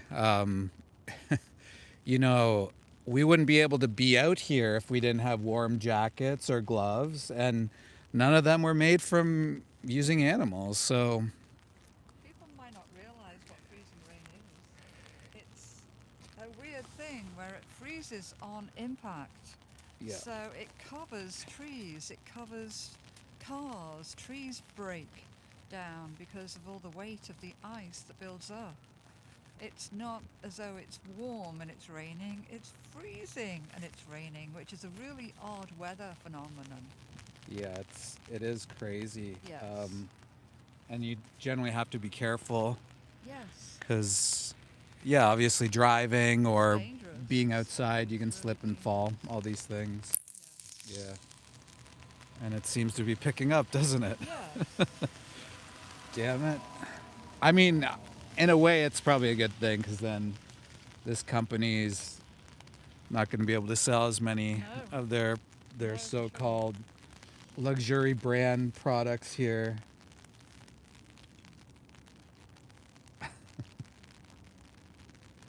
Yeah, fur is disgusting. I mean, any industry that exploits animals is disgusting because we can live without using animals. I mean, we've known this for a long time.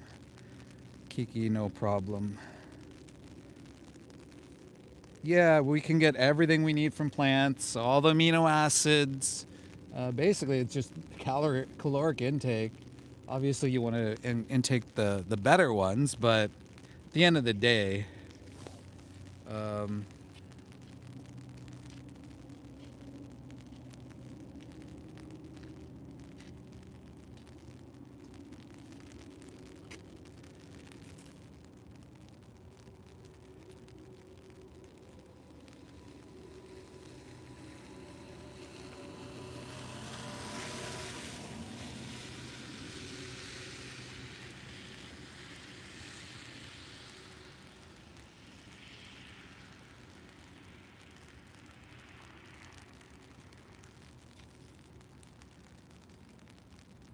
Okay, Vegan Anthem, giving you some mod god powers. Please don't, if you're gonna do anything, just time people out, but not too many. I just worry about, again, I've seen streams where they have a lot of mods. So, yeah, I trust Soy Daddy though too. So, yeah. Anyways, yeah, guys. Again, let me know where you're coming in from. Have you guys ever seen what happens on a fur farm? Have you ever watched a documentary on furred animals and what takes place? Have you ever seen what happens on mink farms?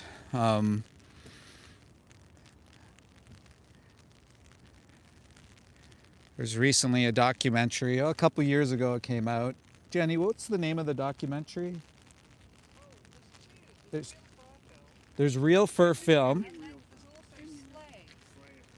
and Slay. Ending Real Fur and Slay are two documentaries you can watch about the fur industry.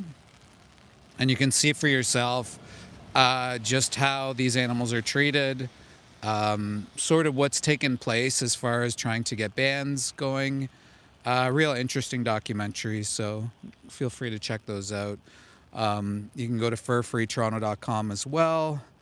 Also, I'm sure there's many other orgs that are doing the same kind of work. You have Animal Activism Collective in the United States. You have CAFT in the United States as well. I believe they're global as well. So I've got Umbrella, I've got Mike, I've got 230 combined total, what, 70 years vegan between them? Getting freezing rain on us. And so Jenny just put up the event yesterday. So it just goes to show, like, get a few signs. Animal rights orgs can definitely give you signs and get you signs.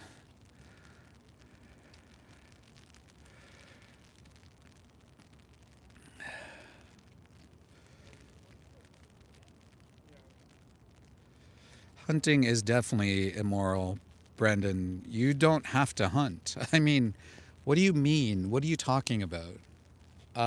You're literally on YouTube. You can go to a grocery store. So you're definitely taking innocent lives unnecessarily. I mean, why would you do that? Why choose to do that? Why choose to be violent? I mean, the privilege that we have as humans is we can decide to use that privilege for good.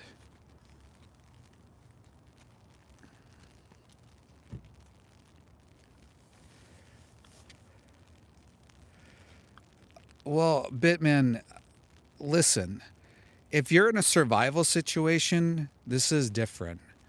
99.9% of people are not in a survival situation. I have friends who are indigenous, okay? Two very, very close friends of mine are indigenous. And guess what? They're vegan and they're activists.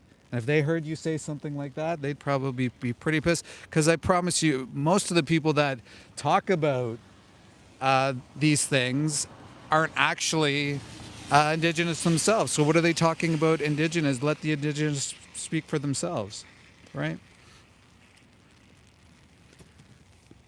Yeah, it's a dumb company. I agree.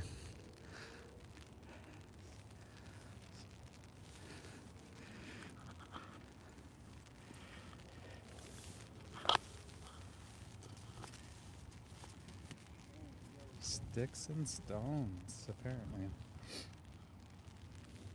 Yeah, but we aren't talking about Eskimos, bro. Like, what are you talking about? I bet you if Eskimos had access to a grocery store the way we do, and they could not spend their entire lives hunting, they probably would choose maybe the easier option. I mean, but we're talking about you, right? We're talking about you, right? You have the option to change, right?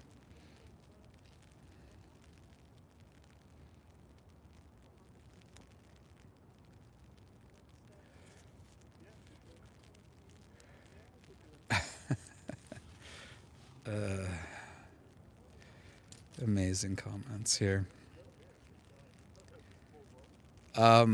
Literally, they have deer farms all over the place. People hunt just for fun. The thrill of the kill. Have you ever heard that saying? The thrill of the kill. That's what people do. They kill these animals for fun. They even keep their body parts as trophies. They get tickets every year. They're factory farming these animals. They let them out and then they go shoot them. It's fucking madness. Yeah, exactly. Justin just described it. He's having fun killing innocent animals. It's like a game to him. Maybe he was taught at a young age and is apathetic or maybe psychotic. Who knows, right? There's some science out there. There's a documentary, or sorry, a video on Bite Size Vegan's channel called "What Killing Animals Does to Your Brain." I highly encourage people that have taken lives, go see that. Thank you for the kind words, guys. Amazing. Guys, please hit like, hit subscribe, tell your friends. We are in freezing rain apparently now. This company, HSG, used to be in Yorkville in a very, high class area. Now look at where they've come, how far they've come, to the point where people don't want to buy fur anymore. People don't want to wear the skins of animals. In fact, I think it was something like 70% of people are agreeing that we shouldn't use furred animals for vanity. And I think this company is sort of on its last leg.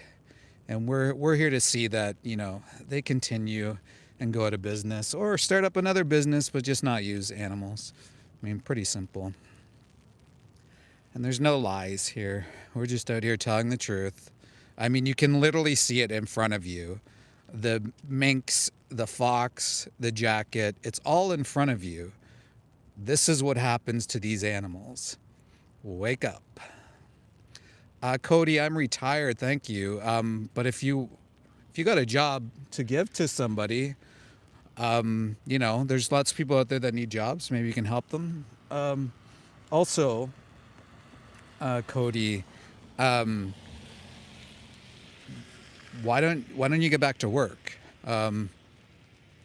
Oh, right, it's a Sunday. Why don't you get back to work, Cody? Stop telling other people what to do. Cody's telling me to get a job. Cody?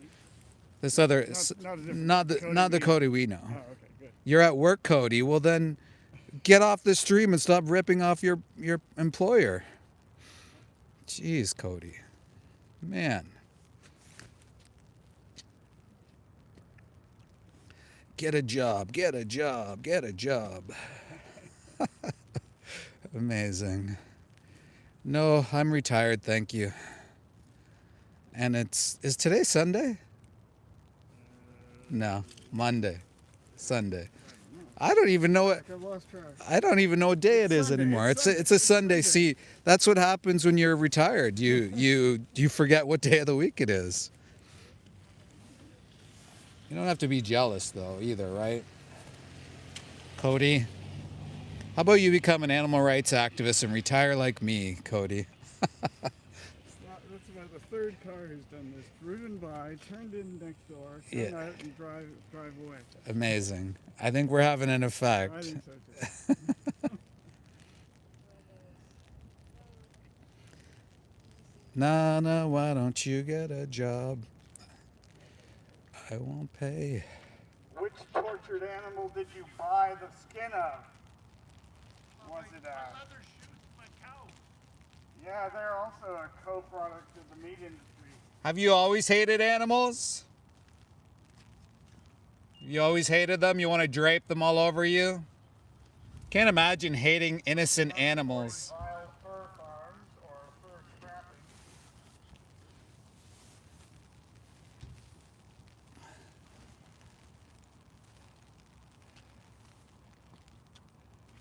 Amazing. Guy was making fun of cows. Yeah, crazy.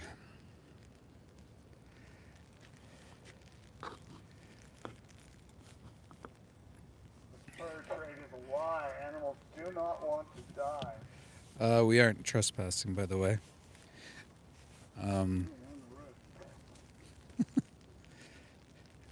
Torture, death, and exploitation, profits for a corporation. So torture, death, and exploitation, profits for a corporation. Guys are making lots of money. They don't even shovel the driveway for their patrons, you know? If they'd be able to afford someone to plow them.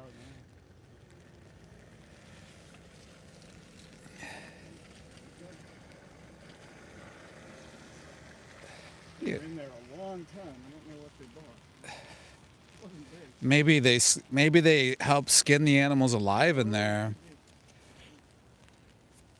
since they like it so much, right?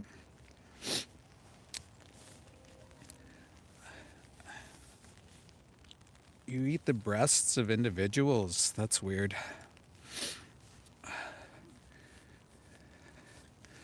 The guy's telling me he eats the breasts of individuals. That's weird.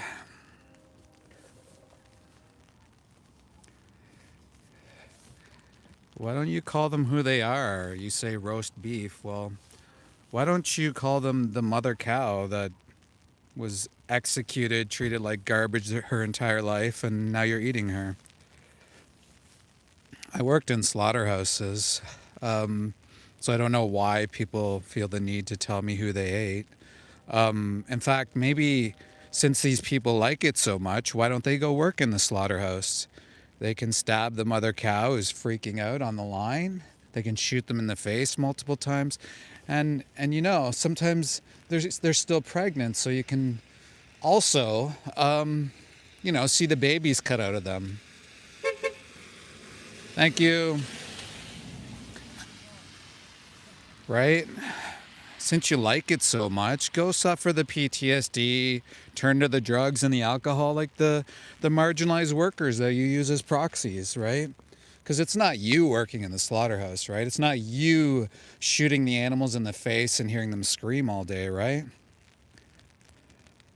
David Miller, do it. Please go do it. Go swap out the marginalized worker who came from a war-torn country who's now put into a slaughterhouse because people like you won't do it. Why don't you go replace them, David? Since you're such a hero.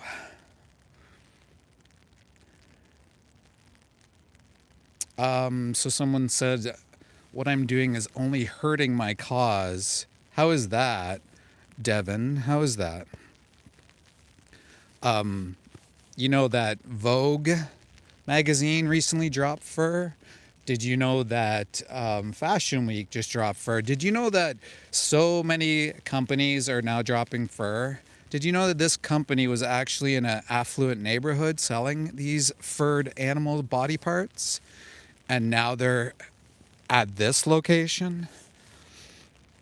So I believe activists have made that change, right?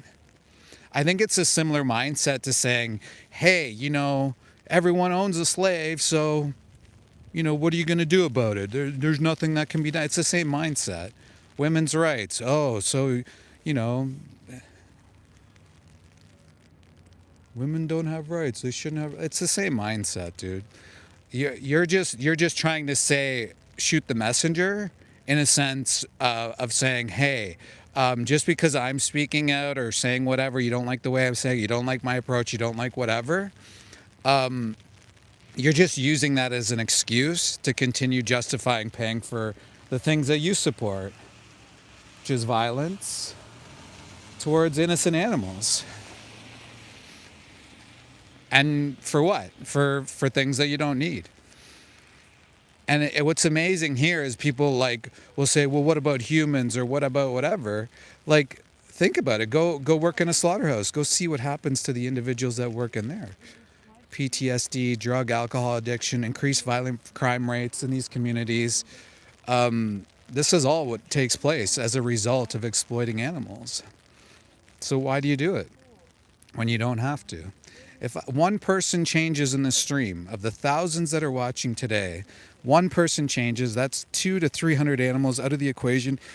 1 to 300, maybe a year out of the equation, maybe, up to 5 to 10,000 animals over a lifetime. So that can affect change, and many people are changing. Just because you aren't capable of thinking about change or enacting change for yourself, that doesn't mean other people aren't open-minded. Plenty of people have changed.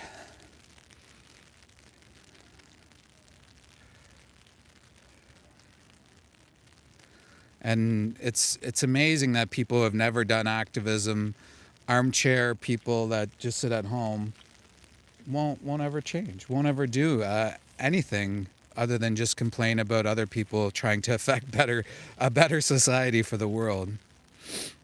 My face is all over social media. If you want to see my face, I don't have to show you my face. Amazing.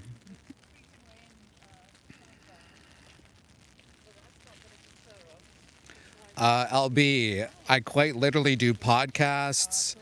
Go to my YouTube channel. My face is all over there. What am I afraid of? Doxing, Devin? Why do you want to dox somebody? Can you imagine someone stating that they want to dox somebody just because they're outside this event and standing up for the animals? It's crazy.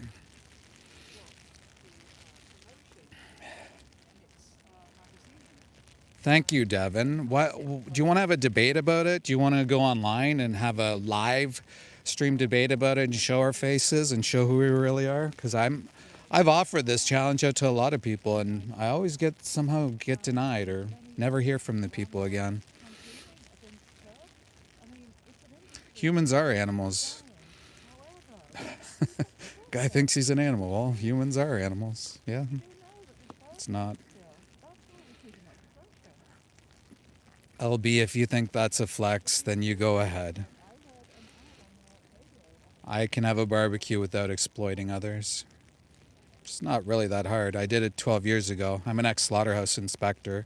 I worked for the Canadian Food Inspection Agency, so thanks, Sammy. Sam Perry. Yeah, somebody's got to stand up to the bullies, right? People who bully animals and bully people for defending animals. I mean, that's ridiculous that people are like that, but it is the world we live in, right?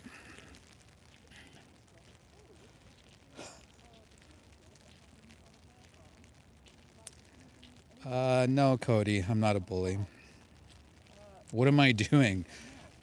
So Cody, me standing out here or these mink here? Who's the bully? They're selling the jackets of these anally electrocuted animals who have to sit in a cage, sometimes 8 to a cage, on top of each other. They're selling it for vanity, for a boat or a yacht or their 401k or whatever the hell it is, right? Or me standing outside and saying, I don't agree with this, which most of the public doesn't agree with.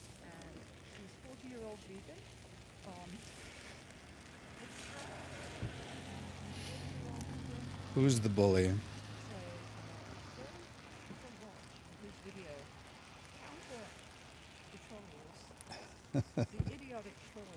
Yeah, there's a few of them today.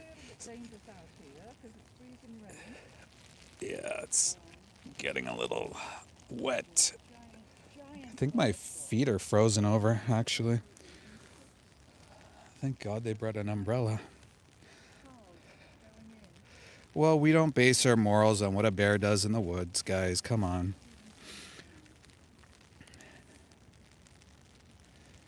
I mean, can you imagine if we based our morals on what a bear does? We'd be living in a bit of a different society. The truth is harassment, yeah, Pia, apparently. Apparently, you should just not have your fundamental rights of freedom of expression or the Charter of Rights and Freedoms, or you should just not say anything, Pia, apparently. That's what these guys are saying. You should not be allowed to protest.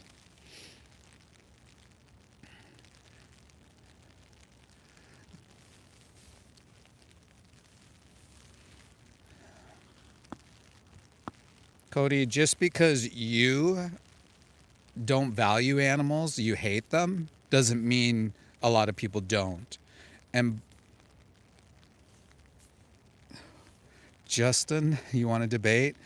Go on to the English Hub, or if you click on the top right, there's 3 buttons. Hit that. Go on the English Hub. Down in the description, there's the English Hub and there's Soy Feed. There's probably somebody in there if you want to have a debate.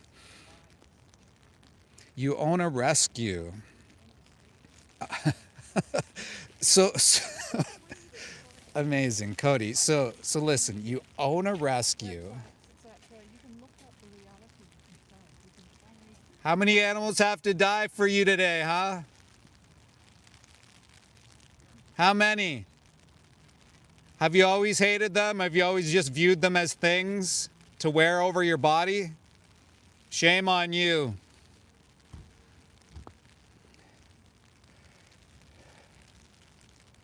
So I'm going to pick up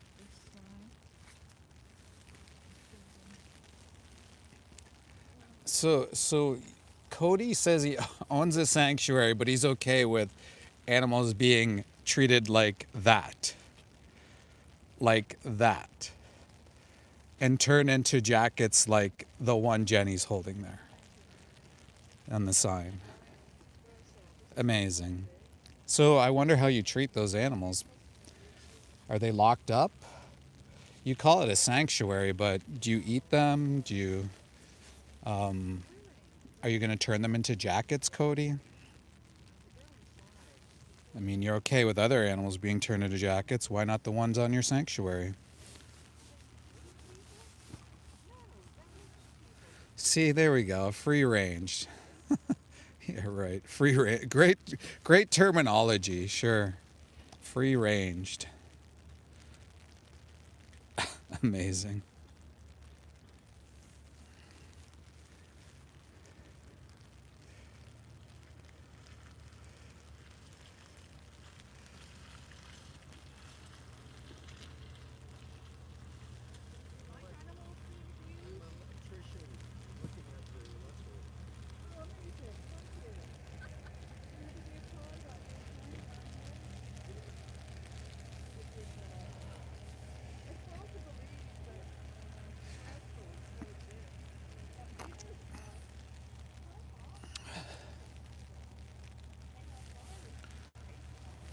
The guy's dancing in the doorway. Come out. We can have a conversation. It's hard to see. I feel bad now for criticising him. He said he's an electrician looking at the system. He was super friendly and he took a car. Well, that's good. I mean, yeah. Yeah, I'm sure he gets it, though. he does. Yeah. He does. Yeah. Yeah. Do you want a tripod for a little while, Jenny? Sorry? Are you live? Yeah, I'm live on. Do you want a tripod for a little bit? We'll swap it. No, it's fine. You carry on. Are you sure? Yeah. Do you want the umbrella for a little bit? No, I'm good. Jenny always like, here I am, comfy under the umbrella, and Jenny's over there on her live. Guys, go over to Jenny McQueen's live. Go subscribe. I'm just on Instagram right now. Oh, you're on Instagram. Go to Instagram. Go to Jenny's Instagram. Subscribe. And go to David. Been the hero. He's live streaming since like 10 a.m. Freezing. I can see him shaking. I can actually see him shaking. Nah, we're not shaking. We're good. We're good. Uh-oh. We got somebody else in their Porsche. Somebody else going to buy some disgusting jacket. This is who they're playing. Basically, the image coming out of a fur-bearing Leave them alone. Hey, why support animal abuse? Probably a family member. Increasing your risk of colorectal cancer by eating pig, which you're calling bacon. We have established a goal. Yes, David Miller, sure. David Miller says he would go work in a slaughterhouse. Yeah. Amazing.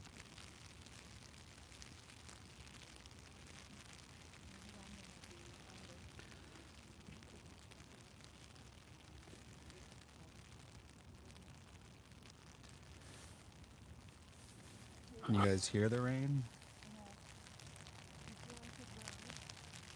That's just off the umbrella. Oh yeah, paid billions of dollars to freeze my toes off and deal with people yelling at me and calling me names and trolling me. Yeah, absolutely. Yeah, doing this for all the Benjamins guide.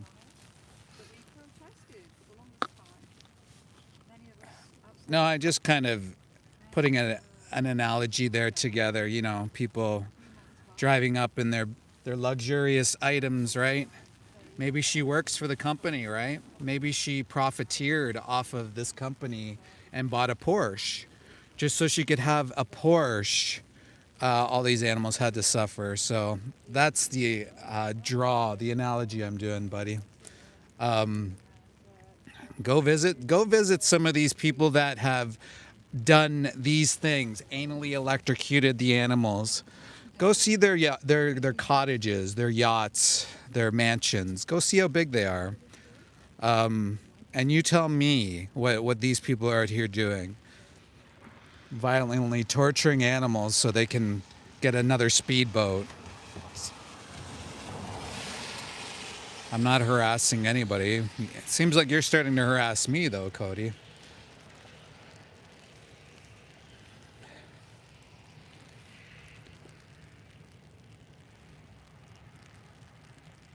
Yeah, it's a little bit of rain and it's a little bit of purple toes, you know, when you get home. Yeah. No, I don't. Why would I want? Like, what? Who would pay that much? Anyway, it's up to the person. If they want to pay whatever for a Porsche or whatever the hell it is, fine. Go for it. Just if you're using animals to do that, if you're a worker here and you're someone who sells these body parts and you've profited off of these animals and then you bought the car, that's what I got the problem with.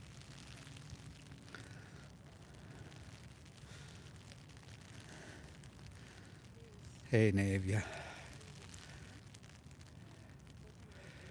Devin, you keep repeating yourself. It's like you're a broken record. You've changed absolutely nothing today. Well, I mean, why don't you go start your own YouTube channel and talk about how you've changed things? Or if you don't believe in changing things, I mean, you're always free to leave. It's amazing these comments you get, Jenny. And now I'm sensitive. Really? Yeah. If you were sensitive, you'd be sitting in a warm spot. You wouldn't be out here freezing, you know. So thank you for joining Yeah.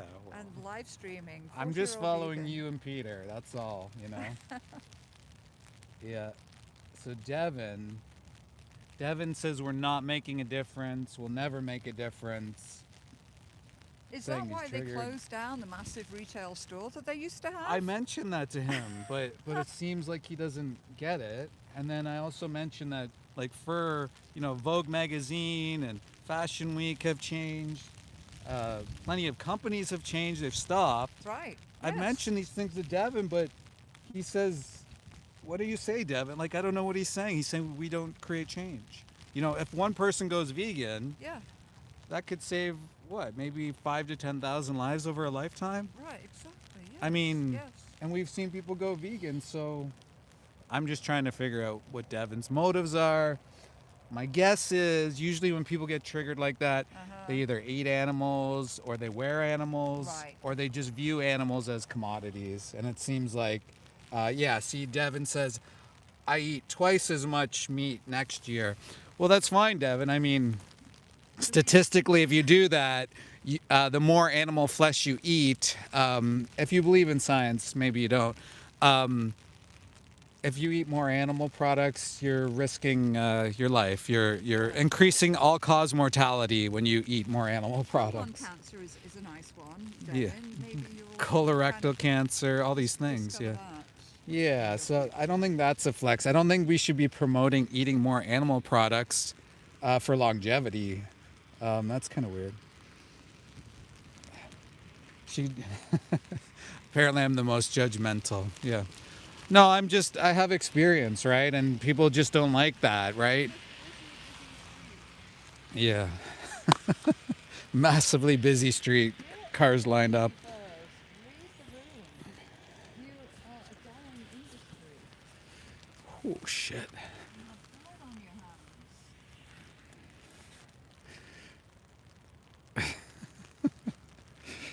No, the snowbank. KDR, you don't have to eat meat every meal. I used to. Listen, I used to eat probably as much meat or if not more than anybody else. And I even worked in slaughterhouses, right? I used to be an ex-slaughterhouse inspector. I worked for the Canadian government. So I changed. I mean, 12 years ago, I learned that we didn't have to eat animals. And, it was easy peasy. And it's been easy peasy after that. So I highly recommend everybody go watch the 3-minute movie challenge. It's listed below in the description. If you hit the top right 3 buttons, you can go into my description and see the 3-minute movie challenge. And then judge for yourself, decide for yourself. You don't have to take what I say, but hey, I mean, be an informed consumer.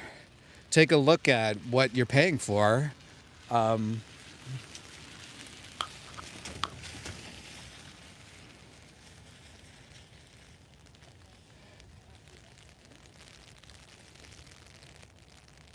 And see if that aligns with you. I mean, imagine if we treated dogs. Oh wait, we are treating dogs this way. Imagine if we treated dogs this way. Everybody would be out on the streets, right? In some places they eat dogs and they revere other animals. It's called speciesism. Same age as you and going bald. I have way better genetics than you. Devin, let's have a race, my guy.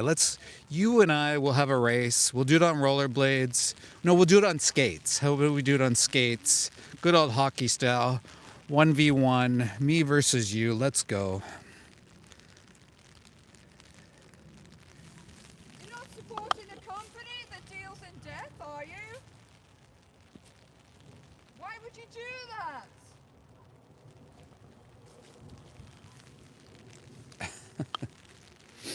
Yes, apparently my jeans. Did you mean my Okay. pants? No.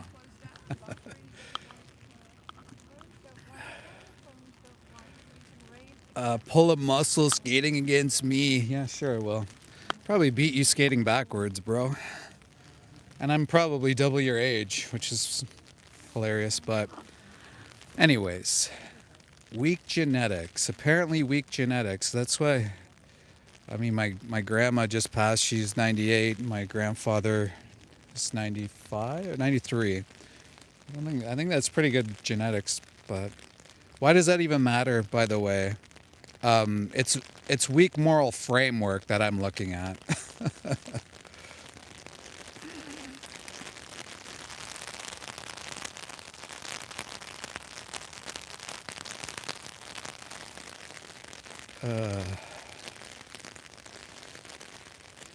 I AAC. Yes. There you go. In the There's house. so many people who are here willing to support and help. Yes, amazing. AAC, guys, if you don't know AAC, Animal Activism Collective, go check them out. They're incredible. They're awesome. Yes, Canadian, very Canadian, eh? Go check them out. They're an incredible organization. They've just taken it to the foie gras industry. They've taken it to the fur industry. Amazing, amazing core group of people. Just wonderful group of people. I was fortunate enough to go down and do a convergence campaign with them for Marc Jacobs. And guess what? Marc Jacobs stopped selling fur after the campaign. So people say that you don't make change. Well, yeah, we can make change. Collectively, we can. And for the better, the betterment of the planet, the betterment of treating animals this way. So guys, hit like, hit subscribe, tell your friends. I'm going to be back. I'm going to be back on January the 1st, possibly showing you guys something you've never seen before, which you can't even imagine. And even to the non-vegans in the house. Hey, Jeremy, guys, go over and subscribe to Jeremy Loeb in the house. Guys, if even non-vegans had seen my last stream and saw this place, and a lot of people were like, wow, they didn't realize how bad it was. Devin's triggered. I just gave Devin some reasons why he should be kind to animals, but he decides that he doesn't want to. That's okay if you're not subscribed. So guys, hit like.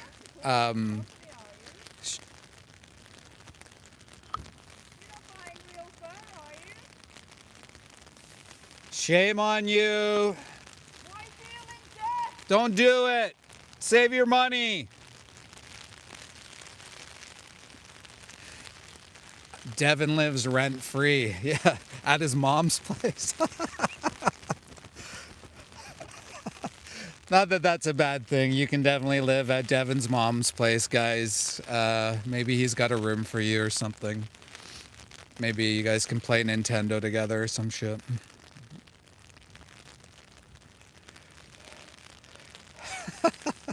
Thinks he took over the stream. Yeah.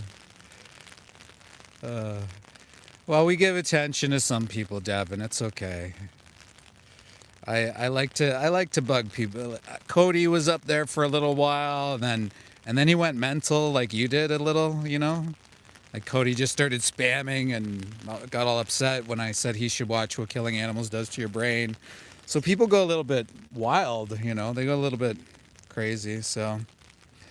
Well, not jealous of the Porsche. I just hope they're not making money off the backs of the animals here. Not off the animals here to buy the Porsche. Maybe you don't understand. That's what I've said it 4 times, but I don't have a dog, but if I did, I would feed my dog food. Yeah.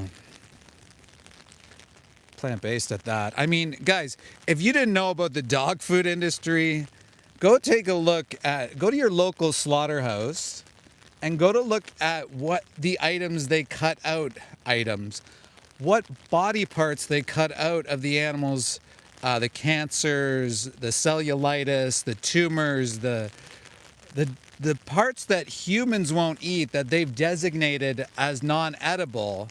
What they do is they put them in a truck and they send them to something called a rendering facility, or they do it on their own property. And then they heat treat this stuff, and then people feed that shit to their dogs. People claim they love their dogs, and they feed that shit to their dogs. How fucking mental is that? Miss Ches. If you don't care, you know there's an X button at the top of your screen on the left. Maybe you haven't figured out how to click out of that. You can very easily do that. It's not hard.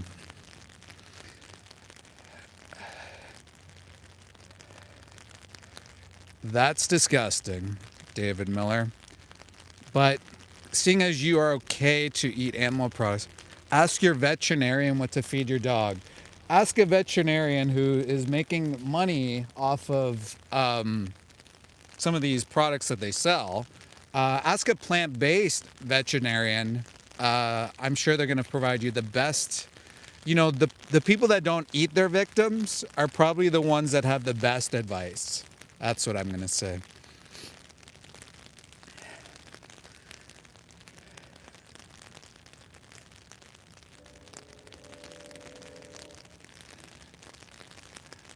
So the freezing rain came out today. No such thing, dummy. There's plenty of... Oh my gosh. I mean, amazing. Look it up, guys. It's not hard. Dr. Crystal Heath is one example.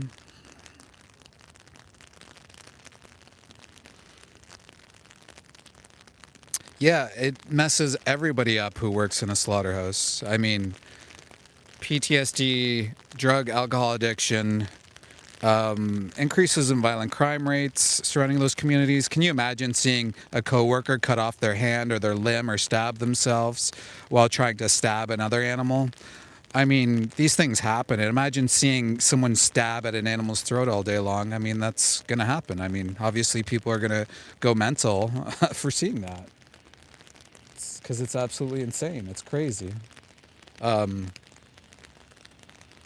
Yeah, I mean, why wouldn't I play on morals? I mean, hunters don't suffer like that. Absolutely they do. Get hunters. Why don't you get hunters to go out and go see a therapist, a psychiatrist? I guarantee you, if every hunter lined up to go to see a psychiatrist, you probably have a 99% rate of people that are affected by what they've done. Absolutely. There's no doubt about it.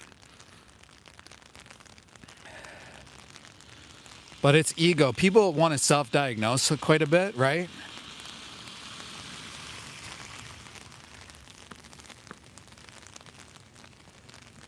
They want to self-diagnose. They think that they know better than what the literature says, which is crazy to me. I always thought I'd have to self-diagnose myself. I never thought there was anything wrong with me until I found out there was. So... no, I wish they would have, though. That would have been nice. It would have been nice to realize that you didn't have to eat animals. I mean, it's something you grow up with. My grandparents worked in it. My mom, my aunt. I just found out my great aunt worked with my grandma, and she used to have to puke. So she would kill a few animals and she would go ask the supervisor if she could leave and then go puke because of what she did. Have no guilt. It's not our human nature, man. It's not. Most people don't kill. Most people have never killed. Most people would never kill. We can live in a better world without killing.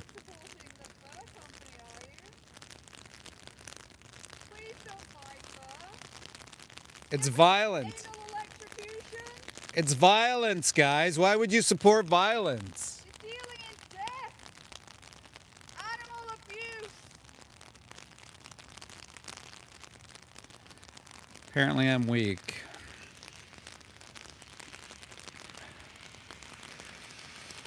No, I'm not. This is a stream about animals, though. I mean, there's places you can go look for whatever it is you're looking for.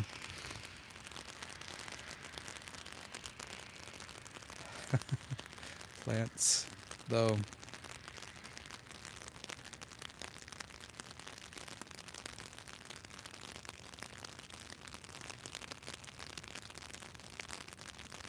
Yeah, they're selling fur at a cookware store, quite literally. This used to be a company that was in an affluent neighborhood. And so I mean, a lot of people are bald, Devin. Used to be in an affluent neighborhood. and now they've been resorted to renting out a cookware facility in order to sell the jackets because fur's dying. I mean, a lot of people are waking up. They don't see this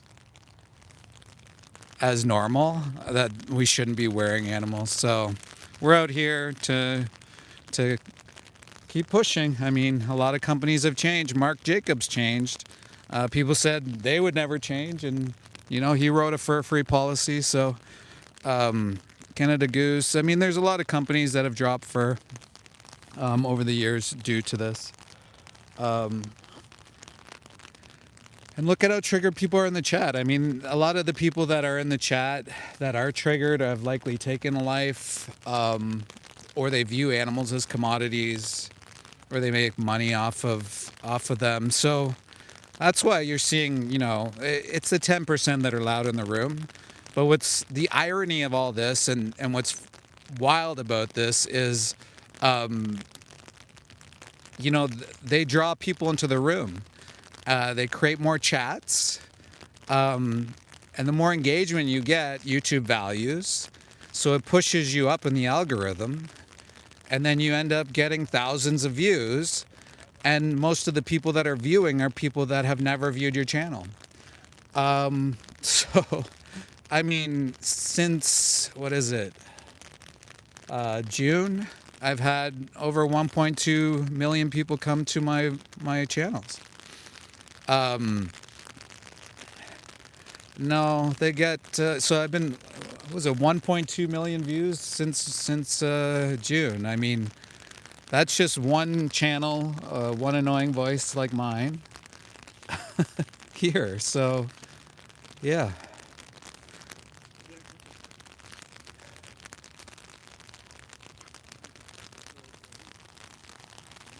How long are you? Well, I'm just going to just walk to the local Starbucks.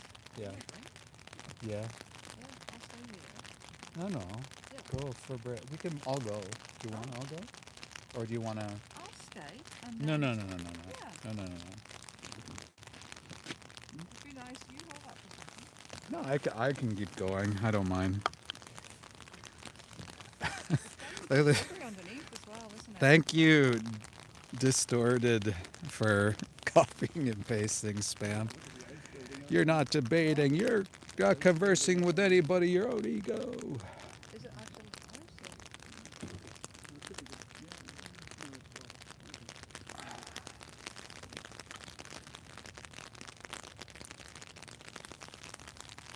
Fun times. Do you guys want the umbrella for a minute? No. I could stop the stream and give you an umbrella break. No. No, that's good. It's kind of warm and Yeah. I was in the car. yeah. Yeah. How are you doing? I'm fine. South Canadian beauty. Yeah, it's just the toe. I think the one toe is a little. Do you have a toe warmer? Sometimes you forget to put them in, and Oh, yeah, I've got a packet. I've got one pack too. Okay. It's just, yeah, just like too much work. Cody, what are you doing? This guy's telling me to stop wasting my time. The guy's been here for how long? Why are you wasting your own time, Cody? Go. It's your dulcet tones. Yeah. It's your lovely voice. Co- Resist. Cody, why don't you go make a difference in the world? At least with something.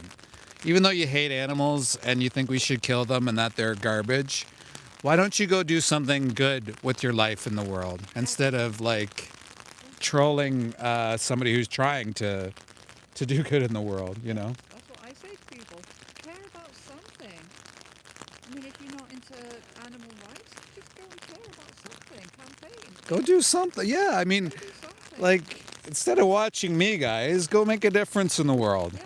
I mean, I get if you're kind of chilling or whatever, or if you can't go somewhere.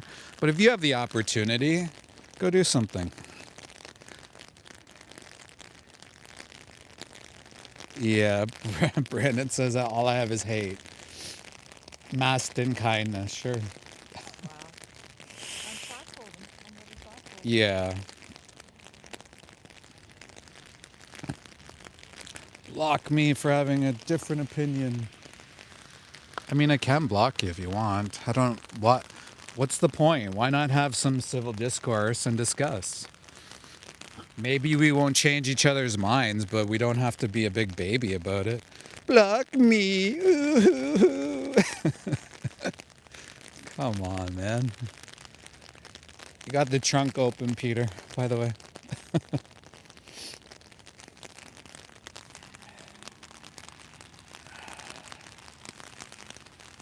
I don't know. I've never gotten the whole troll thing. Like, for the life of me, I've even asked ChatGPT, why do people troll? I've looked into it, and there's just no hard reason why people do it. Like, it's kind of weird.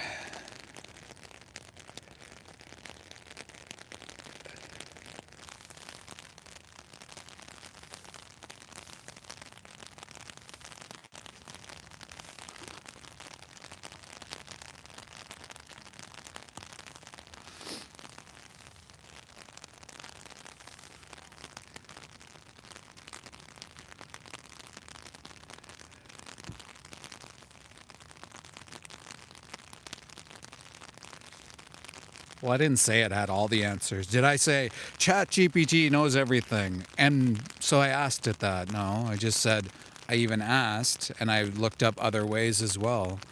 And there's no clear evidence as to why.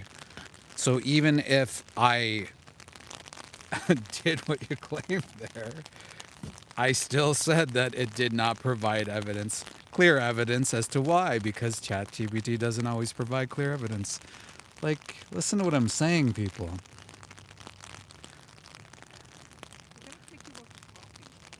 Yeah.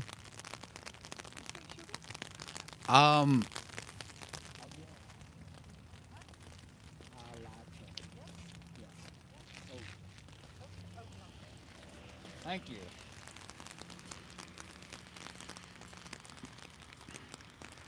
I'm not harassing anybody.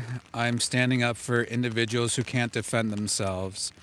Have you ever heard of bullying? Have you ever heard of victims that couldn't fight for themselves?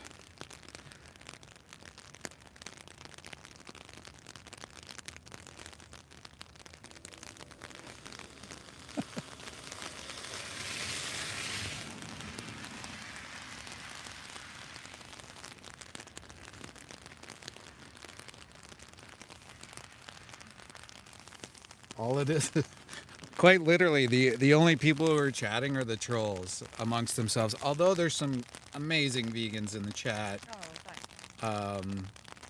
Yeah, it is wild that people try to attack vegans. Even like, let's put it this way. Let's say you're someone who thinks that there's an okay way to do this, that we should use animals, but we can do it in a certain way. Why wouldn't you want vegans out there? Well, exactly. Even just in a welfarist mindset, why wouldn't you want that? Yes. And why wouldn't you go like troll somewhere else? Yeah. My feeling is Makes that sense. they feel so guilty they don't even know it. Yeah. They don't even know deep down inside that what they're standing up is it, and they'll probably go their entire life just standing on their ego, you know. That's my guess. I could be wrong, but And trying to get a rise out of you. yeah, like Like, as though we're not on the right side of history. yeah, and it's like we've heard it all before, more than a gazillion times. I mean, like someone saying bacon though, like okay. Yeah. I mean, with people driving by when we're just holding a sign, yelling that. Get a job, like it's the same rhetoric, right? They even say get a job when it's like 6 p.m., after work hours, Yeah. after, regular work hours, or Yeah. on a weekend. Even today, they've been saying on a Sunday, get a job. Yeah, it's a Sunday. It's a Sunday, right?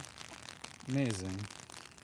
I think the brains are getting a little bit addled, from all the animal consumption. It could be cholesterol. It could be increased cholesterol. It could be. You know? Maybe they've been eating like raw animal and getting a few brainworms.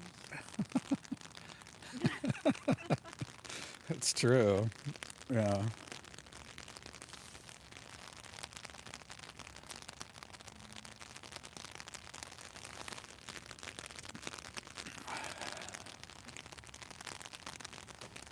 I'll leave you to it.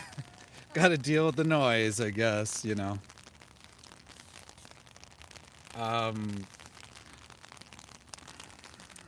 Yeah. Brian, you would have the same thing to say about slavery. I mean, come on, let's be real here, Brian.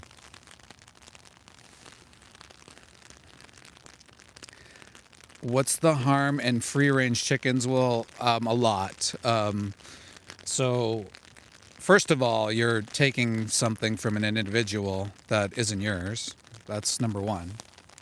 You're commodifying these individuals. All of them are genetically engineered to produce massive amounts of eggs. What happens to all the males? Well, most of the males, they're grounded up alive first day of life just by virtue of being male. Sometimes they're put into gas chambers. Sometimes they're put into garbage bags to be asphyxiated.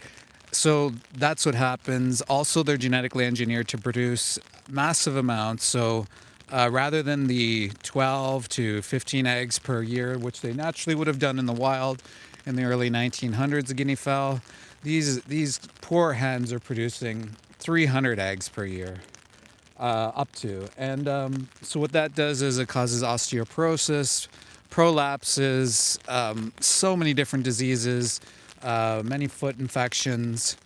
And so oftentimes these backyarders will never even have, they'll never even have a vet check out the hens, because hens can't express that they're in pain, similarly like that we would be able to express.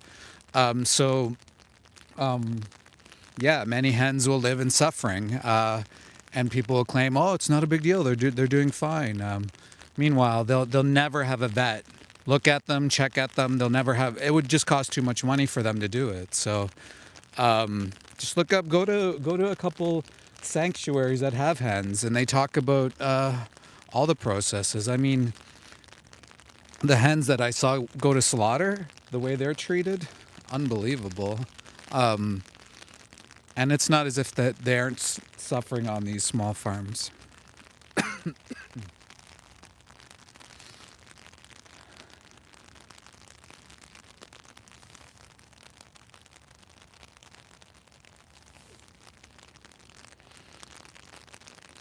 Shannon, yeah, they do. They don't need routine. Okay, so do dogs need routine vet visits then? Or so Shannon, do you have a dog, and do you say the same thing about the dog?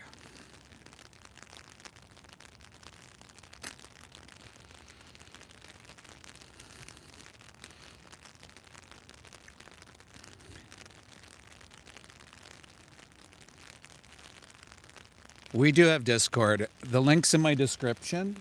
Hit the 3 buttons at the top if you're on a cell phone, and go into the description and go into, there's Soy Feed, and there's also the English Hub.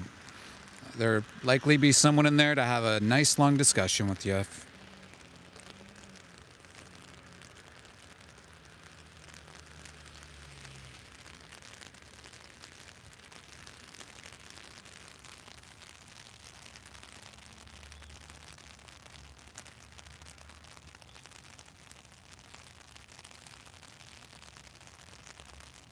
I don't care, Brian, if we evolved. I mean, we evolved in a lot of different ways that aren't terrific to think about, so I don't care. History is just that we're always evolving, so that's my answer.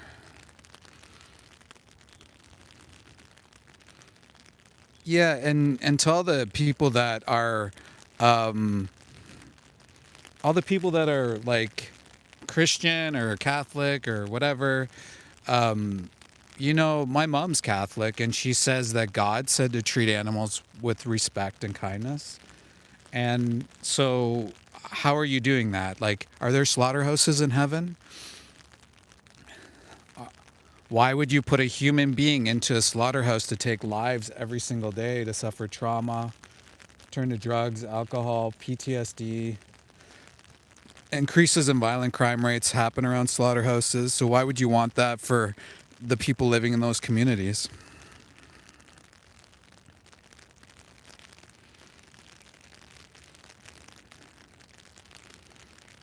What are you talking about, Brian? It's very simple. Like you're on YouTube, right, Brian? I mean, we have cars, we have automobiles, we have clean drinking water. Would you really want to go back to a time that we evolved from? No, you evolve and you move forward. I don't think that's a straw, man. I could care less what happened in our past. I'm here today and thinking about today and hopefully moving forward. If there's a measurement stick for the way we treat others, this is a really horrific time in history. How many trillions of animals are killed every year violently when we don't have to? It's unnecessary. I mean, just look at the cage right in front of me. Those individuals, just for this fucking vanity show right here.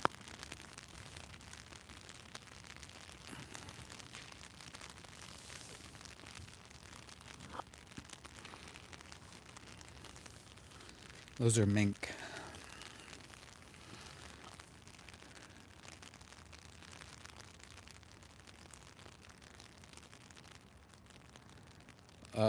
I'm standing up for those who can't stand up for themselves, that meme. You wouldn't be here if there wasn't some sort of thing you were trying to justify, right? 12 years vegan.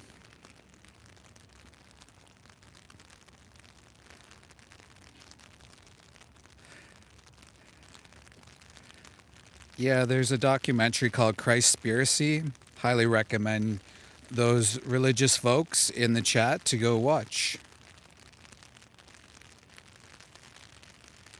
Yeah, because literally all that's in the store are employees, Miss Shez. Maybe you're one of them. Maybe you found the stream. That would be funny.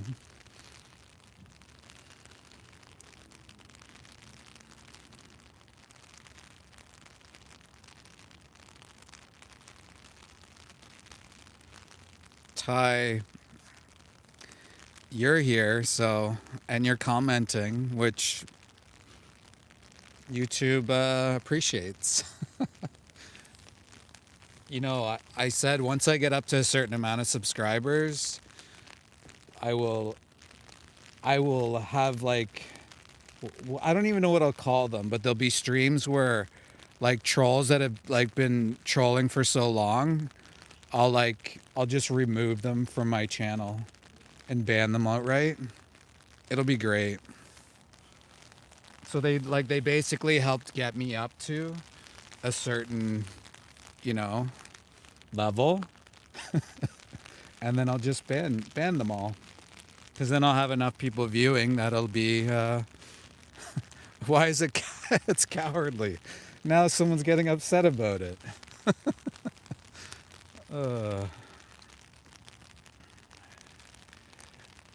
There's quite a few people here. So, listen, Adam. Quite a few people in here saying pretty awful things. Literally, my message for review has gone off probably 500 times since I've been on the stream. And if you look at what's being said, it's stuff that I can't really say. So, yeah. Triggered for standing up for animals and being compassionate. Yeah, I mean, like, so triggered. I mean, I could literally just put the camera here and it points at, these poor animals in the cages and people would be triggered about it. But if it was dogs, people would be like, let's stop it. It's wild. People don't like to think they're brainwashed, do they? But they've been conditioned into thinking that way. Is it E-Thank? So we are out here protesting this company called HSG. They are here selling fur jackets. They used to be a lot bigger of a company. But over the years, demand for animals being entrapped and enslaved and in cages for vanity items have gone down. And so that's due to people like us being out and present in the streets, trying to stop people from viewing animals as commodities. Not sure if that answers your question, but we are protesting this fur company, and we're getting people to stop buying the jackets. We're hoping that they're going to stop buying jackets.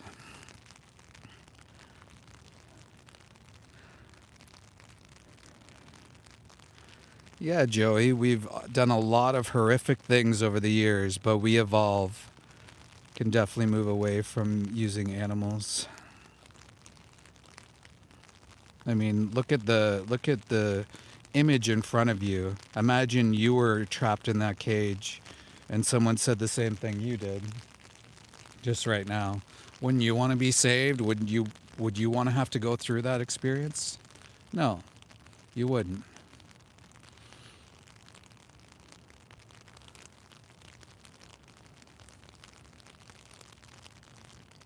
And again, this is optional. This doesn't have to be done.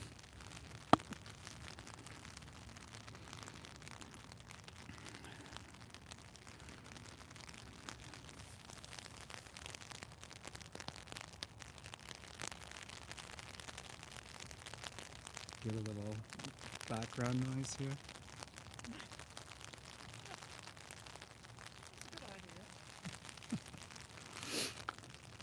Guys, please hit like, hit subscribe.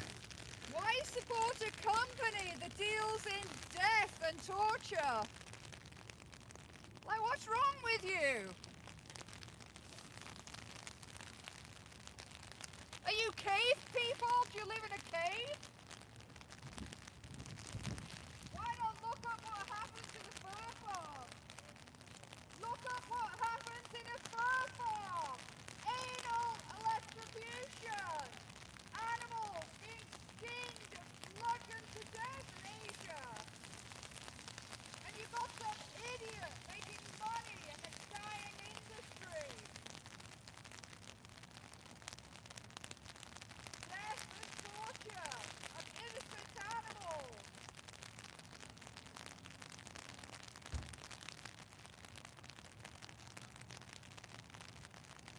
What the hell is wrong with you? Supporting an industry that's dying!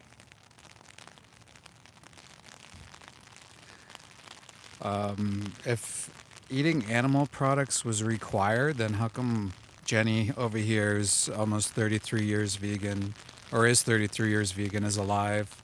How come I'm 12 years vegan and I'm alive? How come Jenny's partner is 35 years vegan, alive? How come, like, there's, what, almost 1 billion people in India that have never eaten animals? How come they're alive? How are the, 150 million vegans alive? Probably more, like 15 years exactly, vegan Catholic vegan girl as well. So it's kind of weird to say that we need to eat animals. It's not necessary. This is a cope, a cope to say that we have to. No, we don't have to. You choose. You can choose to do that or not. Artificial supplements. Well, I'll just say that most, if not the vast majority of supplements go to the animals you eat. And they're terrible converters, by the way. But the most supplementation goes to the animals you eat. To me, it's up to you, but I would get blood work to see if you're missing anything. And if you are missing something, then get that. Then take a multivitamin or whatever. Whatever it is you need. My blood work's fine. I do a protein powder that I like. It's a pea rice mix, I think. I feel like it helps out. A lot of people who do a bit of exercise and stuff like that, they do that. But that's not why I'm here. Like, I'm not here to tell you what to do with your diet. You can talk to a dietitian, plant-based dietitian. There's challenge22.com. They'll give you a free dietitian. I would encourage people to talk to dietitians because they know what they're talking about. I mean, they did go to school for it. And they'll give you the information. So yeah, the wording there, what you did there was try to phrase it as if vegans are such isolated people that that if they take like something like B12 or something like that, they're somehow missing. I mean, this was something that was natural in the grounds that we ate, and because of animal agriculture, we gotta put shit somewhere. I call it a co-product.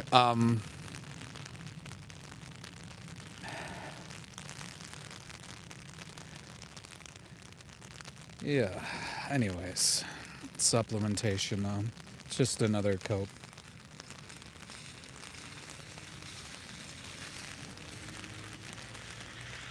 Just another cope.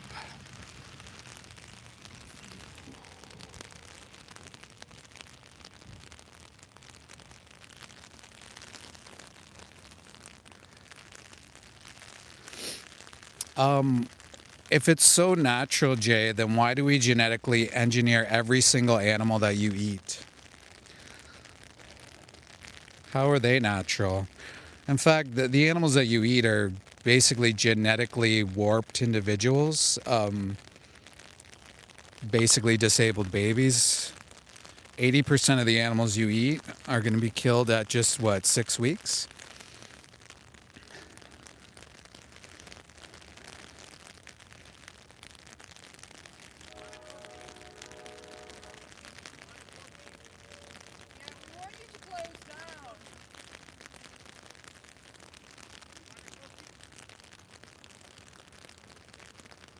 Now he's asking, so what? You can poison us?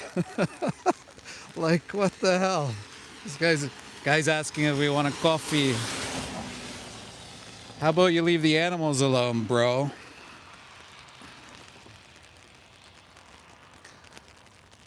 Yeah, they did. My mom, my aunt, my uncle was an inspector. My grandfather was an inspector. I was an inspector. My grandma, and I didn't realize, I found out on the weekend, my grandma's sister, so my great aunt, I guess you'd call her, found out that when she worked on the kill floor, she used to get really sick, and she would have to go puke because of killing animals. It bothered her so much. Well, there it is, Brandon. Like, see, you do all this cope, Brendan, right? You talk about raising the chickens, you love them, but you also said that earlier that they don't require veterinary care, like,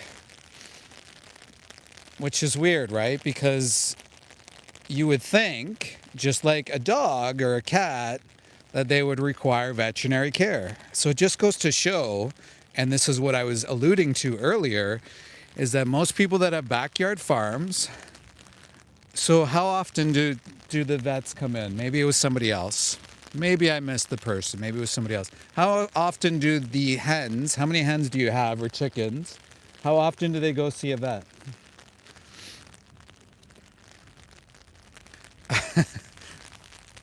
That's because of the umbrella. See?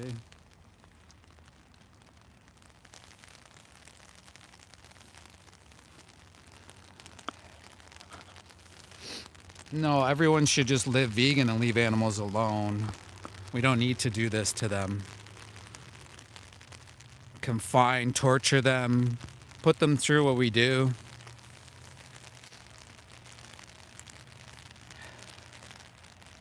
This may be the highest. How can I prove they're genetically modified? Genetically engineered, by the way. They used to say genetically engineered, but they didn't like the word modify. Or sorry, they liked the word modify and not engineered. So they used to call them genetically engineered animals, and now they modify them. Selective breeding, they are manipulated as well. Gold tonight, nice. No, I'm not the vegan teacher's husband. I was asked if I was Katie's husband. Katie, that vegan teacher. Oh,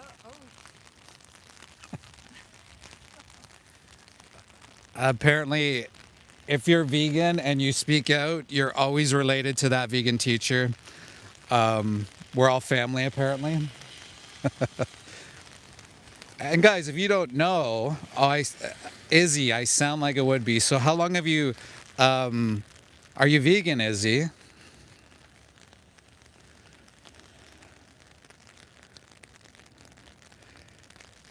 Justin, let's calm down. That's disgusting. And by the way, Justin, since you say something like that, I'll get into some detail.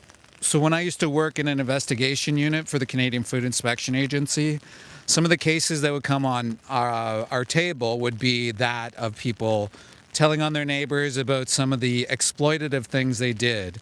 We'd also get cases of like animals that were abused in clearly a sexually violated way. So it's kind of known among the farming community that some people do things that are inappropriate to animals.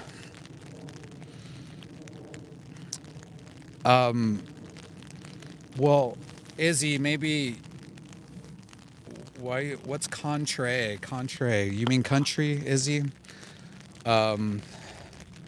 Why am I from your country? So, Izzy, I used to be a government employee. Your taxpayer dollars used to pay for me to work as a public servant for you.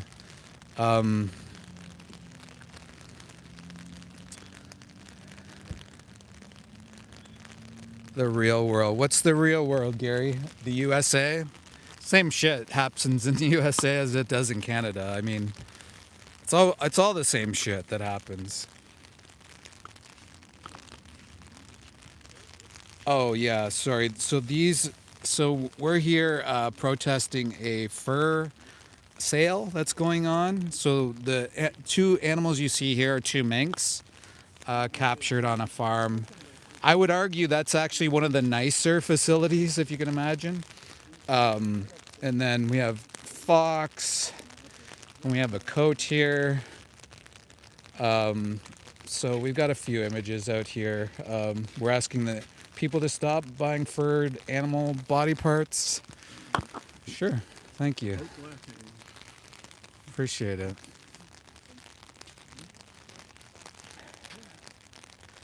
Hey, Jason, yeah, I guess I need a new hobby.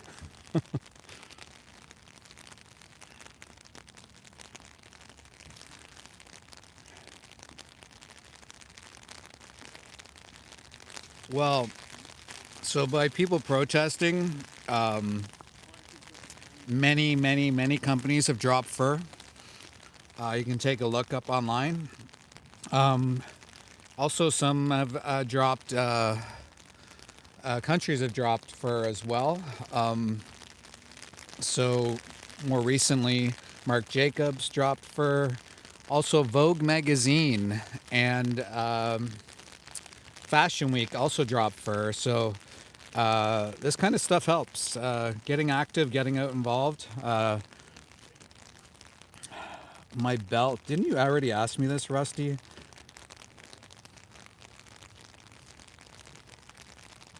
It's not made of animal products, I can tell you that.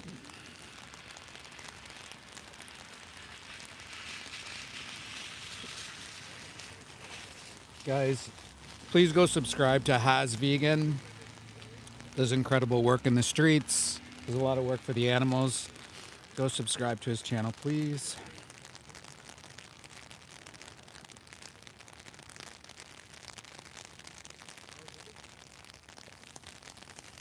Abolition. All the way. There's no right way to do the wrong thing. Absolutely has. Appreciate all the work you do.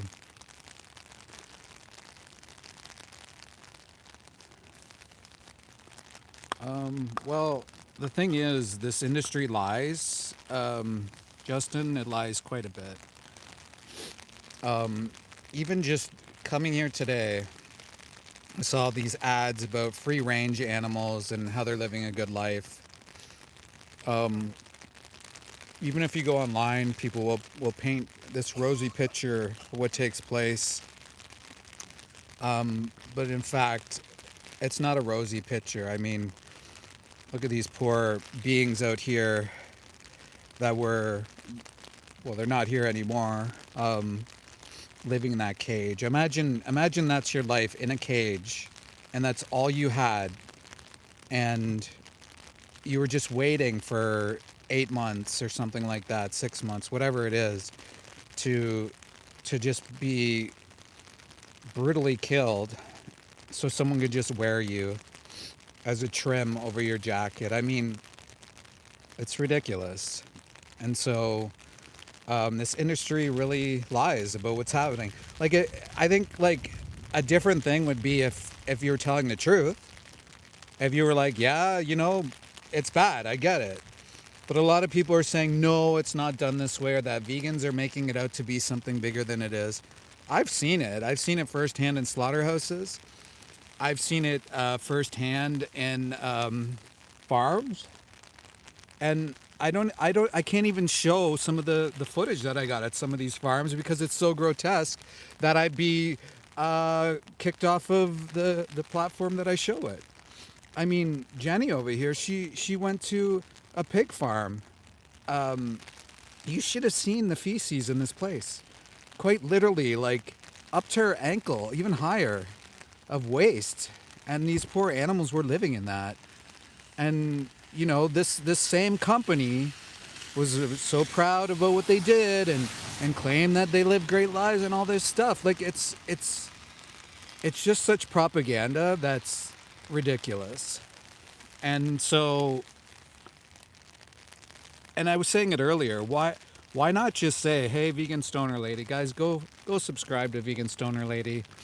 Anti-animal use as well, who do incredible street advocacy. Both channels, please go subscribe to. I was saying it earlier, like, even if you didn't believe the vegan message, or if you were like Izzy, you have to, like, you know, put the emojis in, whatever.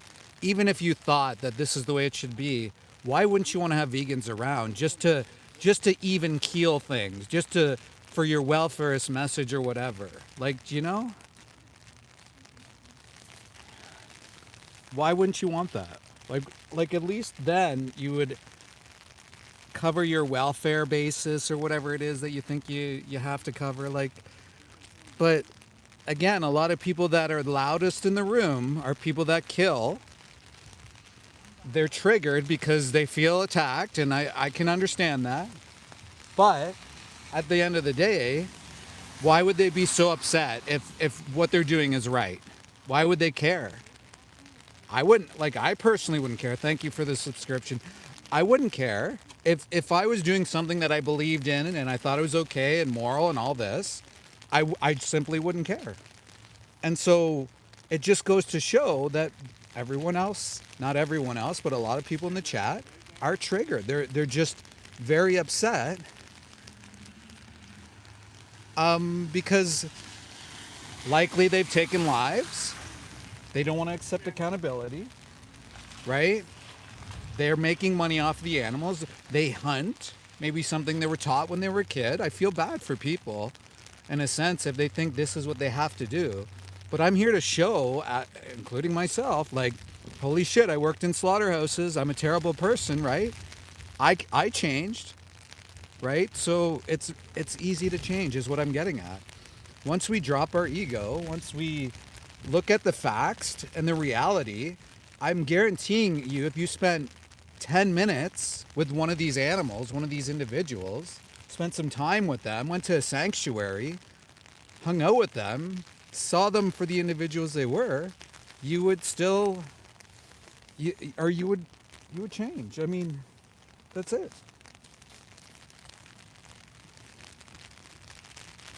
People think it's an ego thing or a man thing or all this shit. People saying you're wasting your life. Hey, if one person changes in the next year, just one, and that takes 200 to 300 animals out of the equation over a year, I've done my job. You know, I'm trying to do more. I'm trying to get more people to change. But look, we're bringing people to slaughterhouses. January the 9th, if you guys want to join in, we are going to be doing Project Livestream number 7. And just by the numbers alone, 12 to 15 million people have viewed our streams, including reels, including shorts, including all the streams we've done. It's incredible. And this is a collective group around the world going to slaughterhouses, bringing people to the slaughterhouse for the first time in their life, maybe. Maybe the first time they're ever thinking about these things. Because we have busy lives, right? A lot of people won't change. A lot of people won't think about these things, but a lot of people will. And so we're looking to the people that are open-minded, not the crazies in the chat saying, you're never going to change anything. That's not going to happen. This is not... And someone saying it's not very impressive to hit 15 million. I mean, like, that just goes to show, right? That people are very afraid of change. And I mean, hopefully one day this guy actually thinks about change. I doubt it. A lot of egos are in the way, but a lot of people will, and that's who we're speaking to. Guys, if you're vegan, hit 1. If you're someone who's thinking about change, hit 2.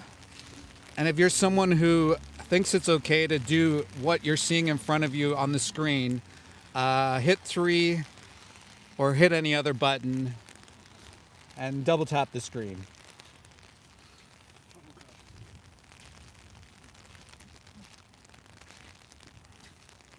So we got some vegans, we got a couple 2s. Yeah, fur's disgusting, isn't it? Some 3s, 2s, 1, 3.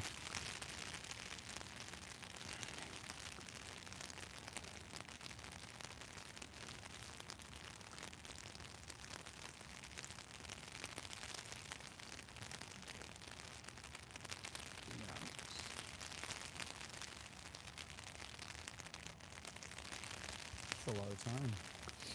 It's a huge amount of time. And it's been really consistent. I think this might be the hump.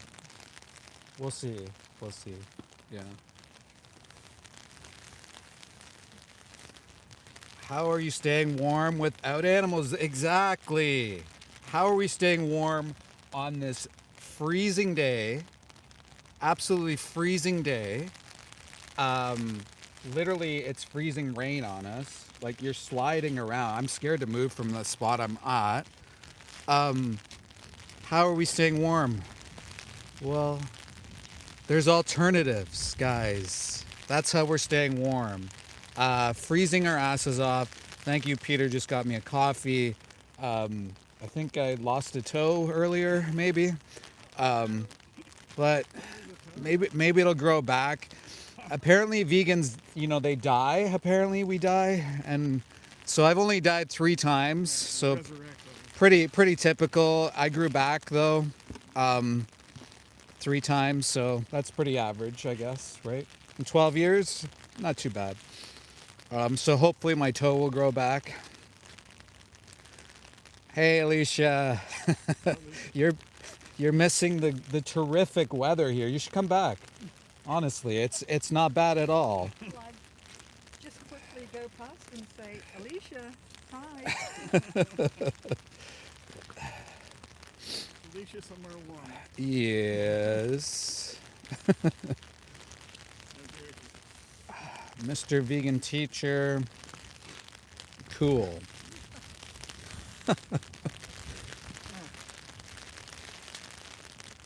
Oh, Devin's left some nice comments on our videos. Increasing engagement.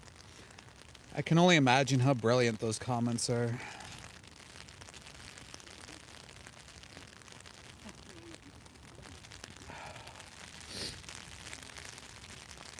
We don't have to wear animals, so yeah.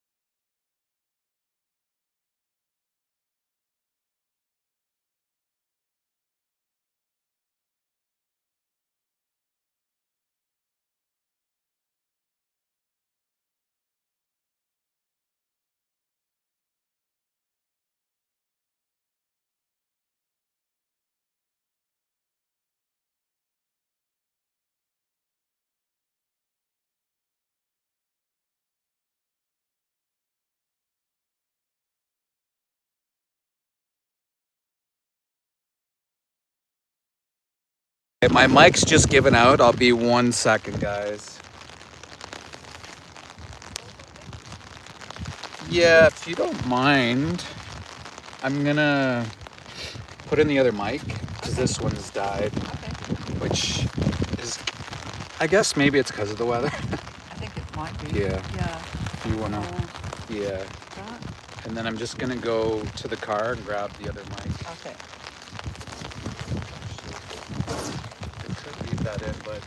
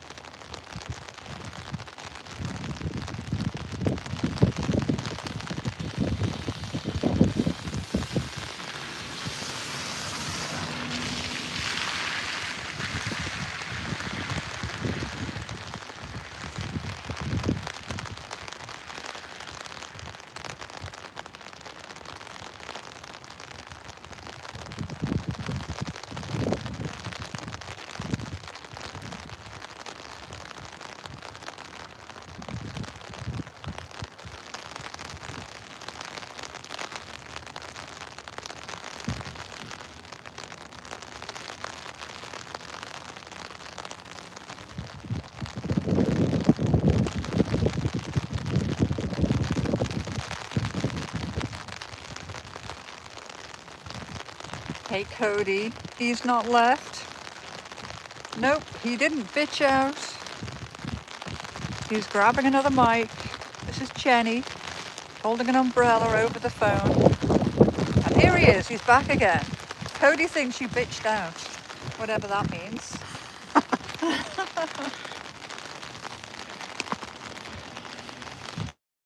we're back. And you're back. Amazing. Thank you. Oh.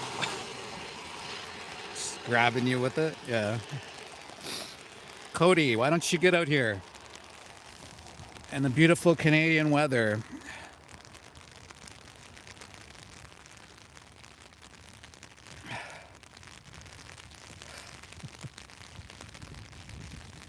Thank you, Alicia. Right back.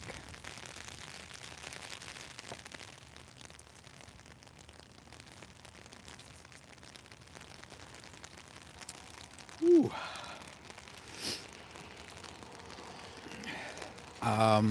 Companions.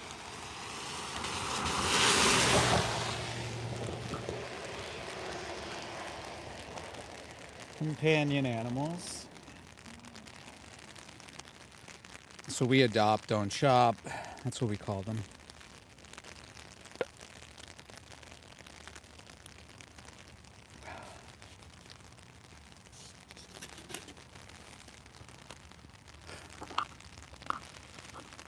I